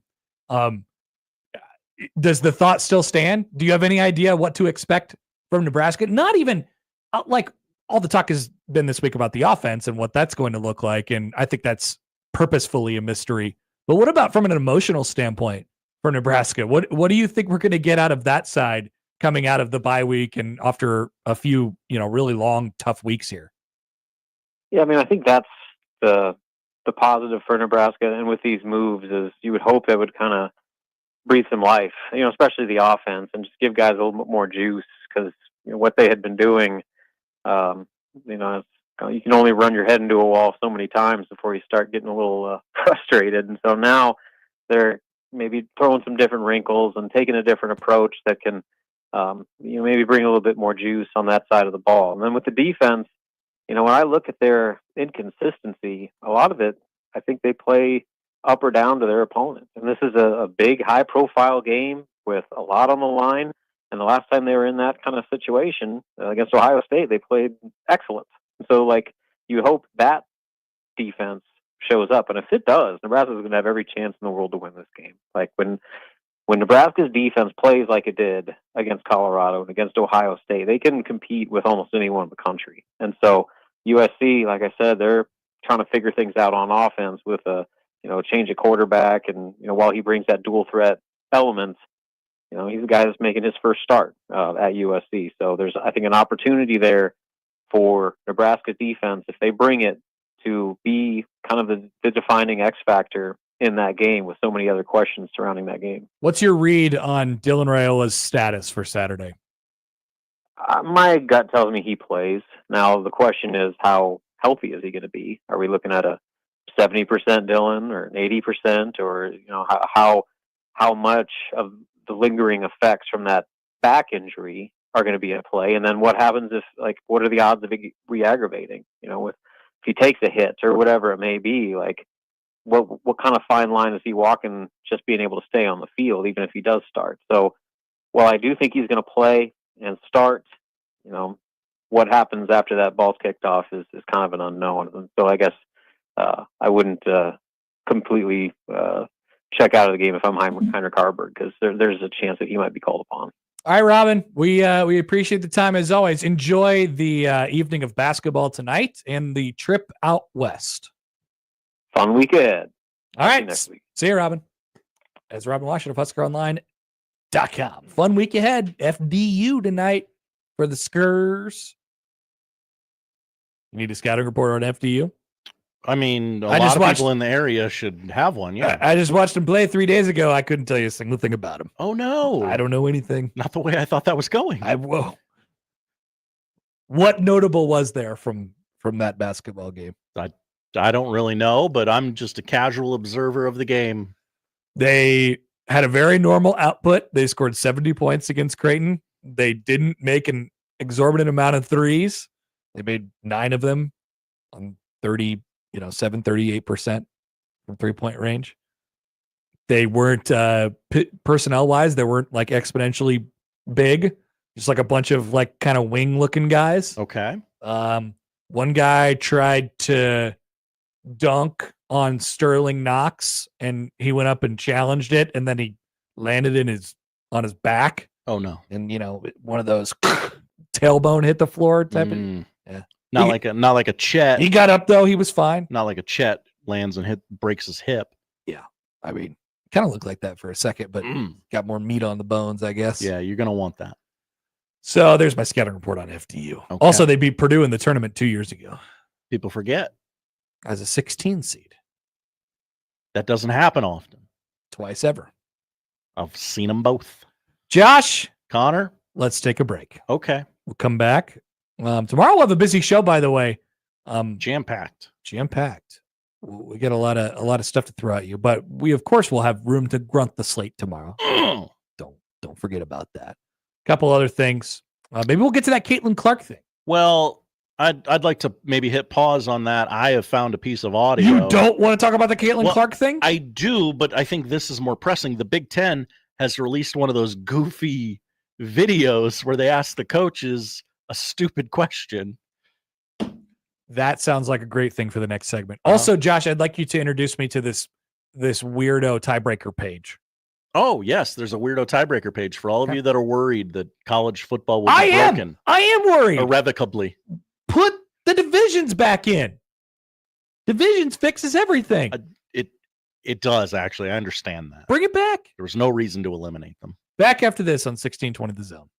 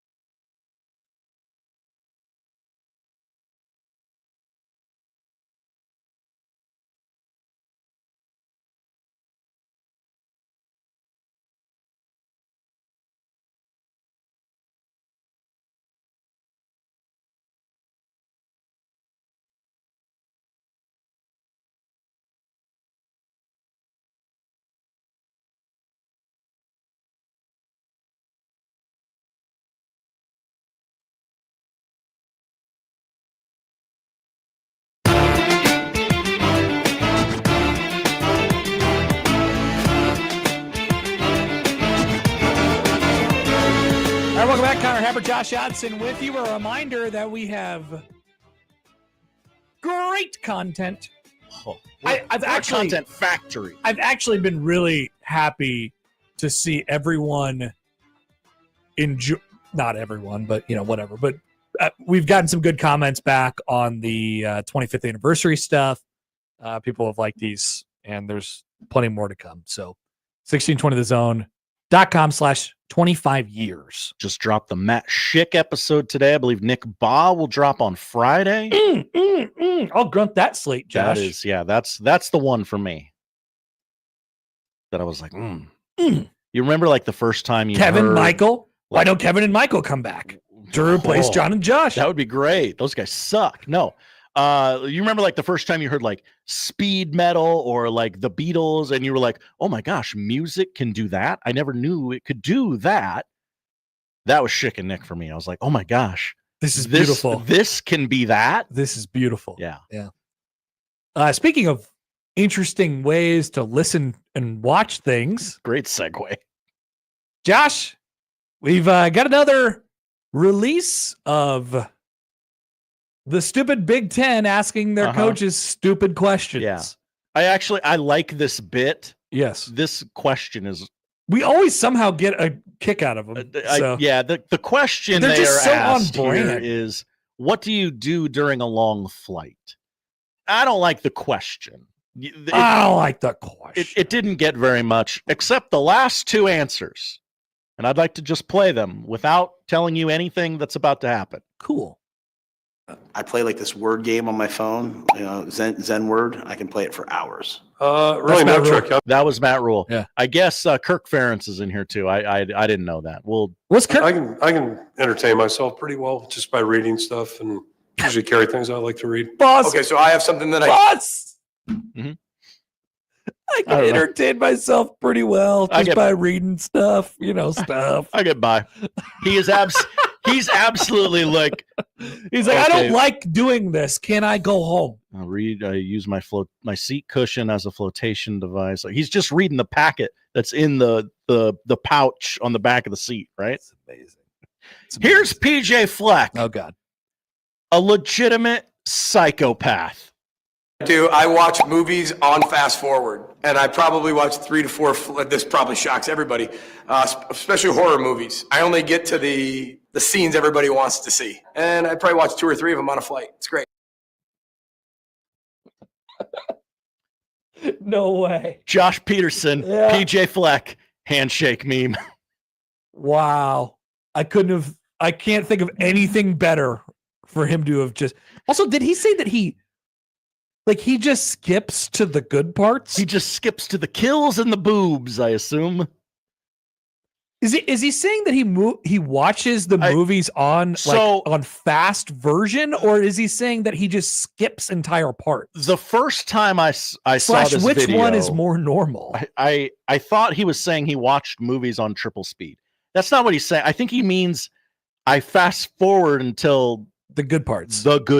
Which, but how is he supposed to know? He's never seen the movies. Oh, there's someone getting hacked to bits. I'll back it up a little bit. I feel like I need to watch this part. Oh, there's some boobs. I think I'll pause it and back up a little, cue it up. But there's you can't do that. That's not how movies work. He says he watches 3 or 4 movies a flight.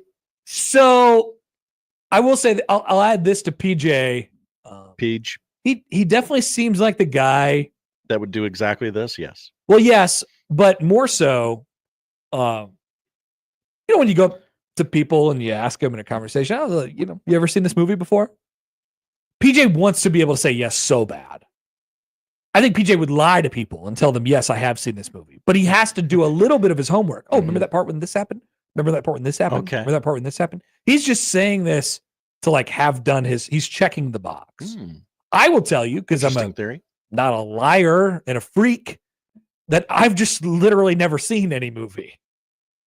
I feel like I appreciate the honesty. You're welcome. I feel even like though at times it is shocking. So if there's a conversation that I need to miss out on, then I miss out on it. And I, as the conversationalist, have to just work it to you. Like if I said hand ratty, I know you're gonna know what it means. That's right. I gotta play to your strengths. That's appreciated, Josh. Yeah. See, we're normal. PJ Fleck, weirdo. Weirdo. Good to note. Just another example of that. Also, I sent a tweet out. Mhm. I retweeted that video or whatever the hell they call it now. And I said, PJ Fleck is a psychopath. I called him a psychopath. Yeah. The digital Big The Ten bots. director, the digital Big Ten digital president or whatever, Yeah. liked the tweet. What? I think someone in Big Ten headquarters thinks PJ Fleck is a psychopath. Maybe they just like that you were commenting on it. Maybe that is entirely possible. Someone with as much pull as Josh Hodson has, the executive producer and talent on the Connor Happer show. That's right. Digital Big Ten Network is what this guy works for. Okay, so maybe he's not the president. But He just works for the digital Big Ten Network. Jake Eisenberg follows him. So do 10 other people I follow. Who is this guy? Jimmy Allen follows this What's guy? his name? Mitch Sherman, Kevin Kugler, Alex Rhule. I've heard that name before. Seems like a nice guy. He definitely does that. Mhm. He definitely works for that. I've heard that name before. Okay. All right, Josh. So last basketball season, as basketball sickos, there was this conference tournament projector website. Oh, yes. So this has now been repurposed. Or I guess it's just added a leg. The football leg. Because we need tiebreaker scenarios. I don't know what the tiebreakers are. I don't know who's going to be in any of the conference championship games in 3 weeks. I have no idea. It's too wordy. It's too convoluted to like say on a broadcast. Like we're not there yet to where you can just put it up on a graphic and it makes sense for everybody. Not at all. And there's 3 weeks left. Mhm. Usually we'd have this stuff sorted out by now because divisions existed, but we don't. Because nobody plays each other. And now we have to find it out on our own. How could they? Luckily, there's a website for that. bball.notnothing.net. Incredible. So you can go through and you could choose each of the winners of each of the SEC games for the final 3 weeks of the season, and it will spit out who will play in that conference title game. We have currently selected all of the favorites for the rest of the games. In which conference? The Southeastern Conference. Okay. Because That's right. we pretty much know who's going to be in the Big Ten game. Yeah. That is unless Oregon Indiana beats versus Ohio State. Oregon versus the winner of Ohio State, Indiana. That's right. Or unless Indiana loses to Purdue. Could or happen. unless Ohio State beats Indiana and loses to There's Michigan. There's a bucket involved. Yeah, not going to happen. So we've selected all of the favorites for the last 3 weeks in the SEC. That'd be Texas beating Arkansas, LSU beating Florida this weekend, Georgia beating Tennessee this weekend. You can go either way on that one. Road dub. South Carolina beating Missouri. Oh, what if why don't we South Carolina road favorite again? Let's flip Missouri. Let's just say Missouri stays on. Let's just say flipped it. Texas A&M beats Auburn. Ole Miss beats Florida. LSU beats Vandy. Not an easy task. Road dub. Missouri beats Mississippi State, who sucks. That's right. Alabama beats Oklahoma, who sucks. Bad. Texas beats Kentucky. Ole Miss beats Mississippi State. Alabama beats Auburn. LSU beats Oklahoma. Missouri beats Arkansas. Texas beats Texas A&M. We could flip that too. Let's flip that too at the end. Let's have some fun. Flipping it. Tennessee beats Vandy. You want me to click it? Can I click it? Clicking it. Calculate standings. In that case, oh, it'd be Texas A&M and Alabama in the conference championship game. Now what if? Why Alabama, Connor? Oh, great question. Because it tells you. This website also tells you why they are above the other two lost teams, which would in this case be LSU, Georgia, Missouri, Texas, Ole Miss, and Tennessee. Yeah, I think that's important too. The way this is, I know this is math radio, but 1, 2, 3, 4, 5, 6, 7 teams would have 2 losses in the scenario we just laid out. So who gets in? The answer is Alabama, based on conference opponent win percentage, which is slightly by 1/10 of a percentage point better than LSU. Now, the way we did it, Tennessee. Or who is- 100th, actually. 100th over percentage. Tennessee, who is currently in the college football playoff if the season ended today, would finish 8th in the SEC. And they still would probably make the college football playoff in that scenario. Maybe. No, because they had lost to Georgia. The way we have it, Ah, Missouri finished 5th. Okay, hold on. If Tennessee if we're dealing with 2-loss Tennessee, they're 10-2, but their losses are to Arkansas and Georgia. Do they still have a case? I don't think so. The Arkansas loss needs to be somebody better. Yeah, they wouldn't have beaten anybody. They're with the exception of Alabama. Nah. They beat Alabama. I don't think they would. That is actually the game that is throwing everything off. It really is. That is the game that's screwing This would be a lot neater if Alabama had. All right, so let's flip it back to the original results. Let's go. Okay. Let's go. Who did we flip? South Carolina, and we flipped Texas over Texas A&M. I just hit refresh on the page, and it goes back to. In that case, so basically, what we're finding here is that the winner of Texas and Texas A&M is going to be in really good shape if everything holds. Very important. And Alabama holds a bunch of tiebreakers, apparently. That if all the favorites win out, 6 teams in the SEC will finish with 2 losses. But Alabama seems to be the team, if they hold serve, that has tiebreaker advantages over everybody. They go out of conference and play their garbage. I think it's Mercer or something like that this week. Yeah. They play their poop team. And then they finish with Oklahoma and Auburn, who both are stinky. Very. But, Iron Bowl, you never know. Absolutely. Iron Bowl, you never know. Hugh Freeze and them boys. Alabama seems to be in the best position of the 2-loss teams at the moment. Interesting. I mean, they're looking, based on the playoff. I mean, that's probably true. Also, they're looking to not probably the go best to looking. Indiana. Yeah. You don't want to go there and decide. I don't know. You actually probably kind of do. You're probably not telling anyone this, but you're probably okay with that. It's probably not the worst thing in the world. All right. What are you mathing on this one? Oh, I read a tweet from Charlie Baker. The Hall of Fame guy? No, the NCAA president. Oh, who am I thinking of? Oh, that's David Baker. Would you like me to read it to you? It's not what we're talking about right now. That's fine. We're going to take a break. Anyway, okay. So just leave us on that. Charlie Baker, speaking to Dan Patrick this morning, you could listen to that show on 1180 The Zone, said there's room for the NCAA basketball tournament to grow to 72 or 76 teams with multiple extra first 4 matchups in different and exciting locations. Different, exciting, great. Sounds good. Sounds great. We love more teams. Totally great. Yeah. All right, let's take a break. We'll get the pulse. We'll tell you what to watch next on 1620 The Zone.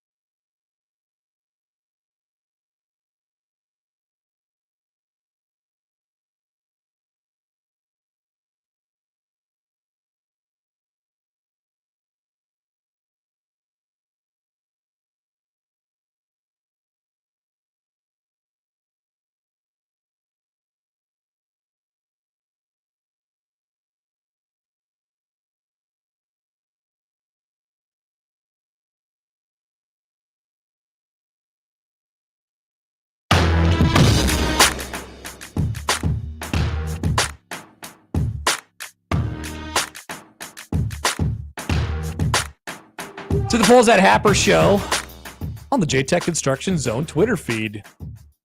Is it a bad time to be a tree? Oh, absolutely. It's a horrible time to be a tree. Absolutely. One of the worst times to be a tree. I would say, yeah, maybe the worst time of the year to be a tree. 61% say yes. It is a bad time to be a tree. All right, we nailed it. Which delivers the most satisfaction? Mowing the lawn or plowing that driveway? Shoveling, plowing, snow removal. Which one?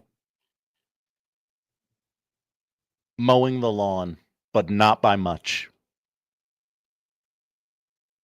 I think that's right. I think that's right. Mm-hmm. 73%. Wow. Say mowing the lawn. Wow. I'm surprised Lopsided. it's that lopsided. Yeah. Jason replied to that poll question, big meteor. What does that have to do with anything? He would rather do neither. Oh, come on. It's awesome. The joys of home ownership, as they say. It's great. It's fun. All right. This is the polls, Josh. What are we watching? We're watching more Maction, Connor. No, we're not. Now, I went to the ESPN website. I'm watching Maction tonight. McDermott. Nailed it. McDermott. You go to ESPN, it tells you what time and what channel the game's on. It also tells you like the lowest get-in price. Yeah. You can get into any one of these 3 Maction games tonight for $5. $5. Surprised it's that much. 0-9 Kent State is at Miami of Ohio tonight, 6 o'clock ESPNU. Akron at Northern Illinois, 6 o'clock CBS Sports Network.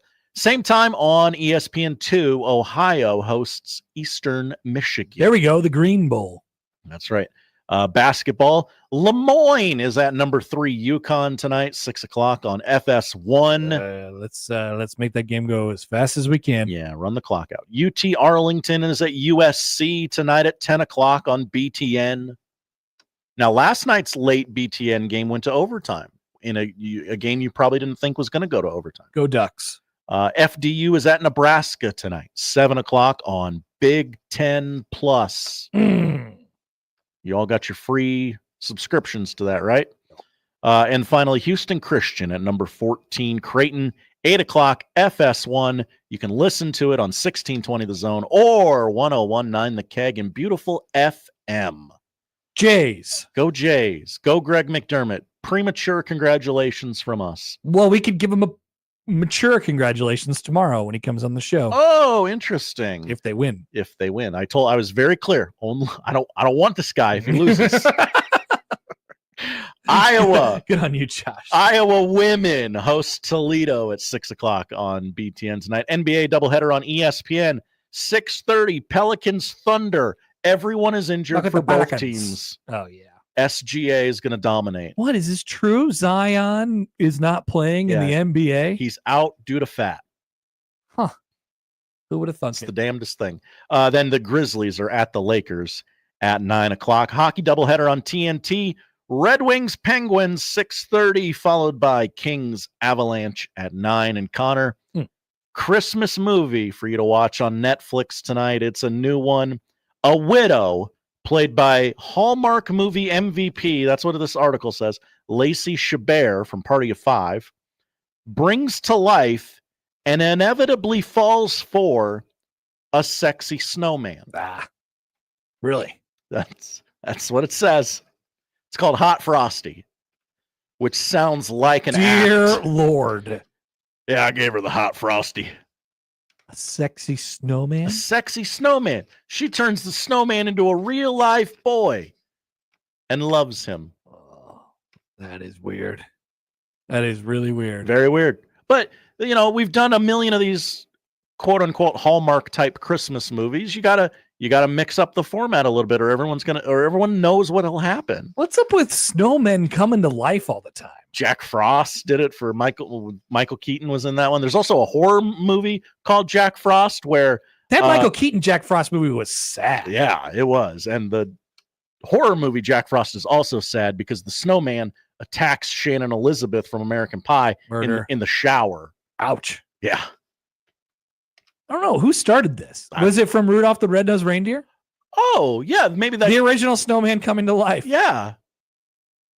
Or Frosty the Snowman. People also enjoyed that story of a snowman coming to life. It's quite a bit that we're doing as a country. So enjoy that. Oh, also get your Netflix ready to watch the Jake Paul Mike Tyson fight. That's right. There were promos. They cut promos during open practice yesterday. This is definitely not fake at all, everybody. Josh, thanks. Jake, I looked it up. Jake Paul's like minus 275 to win. Crazy. That's the show. If you missed anything, 1620thezone.com is where you can find it. The crossover is next.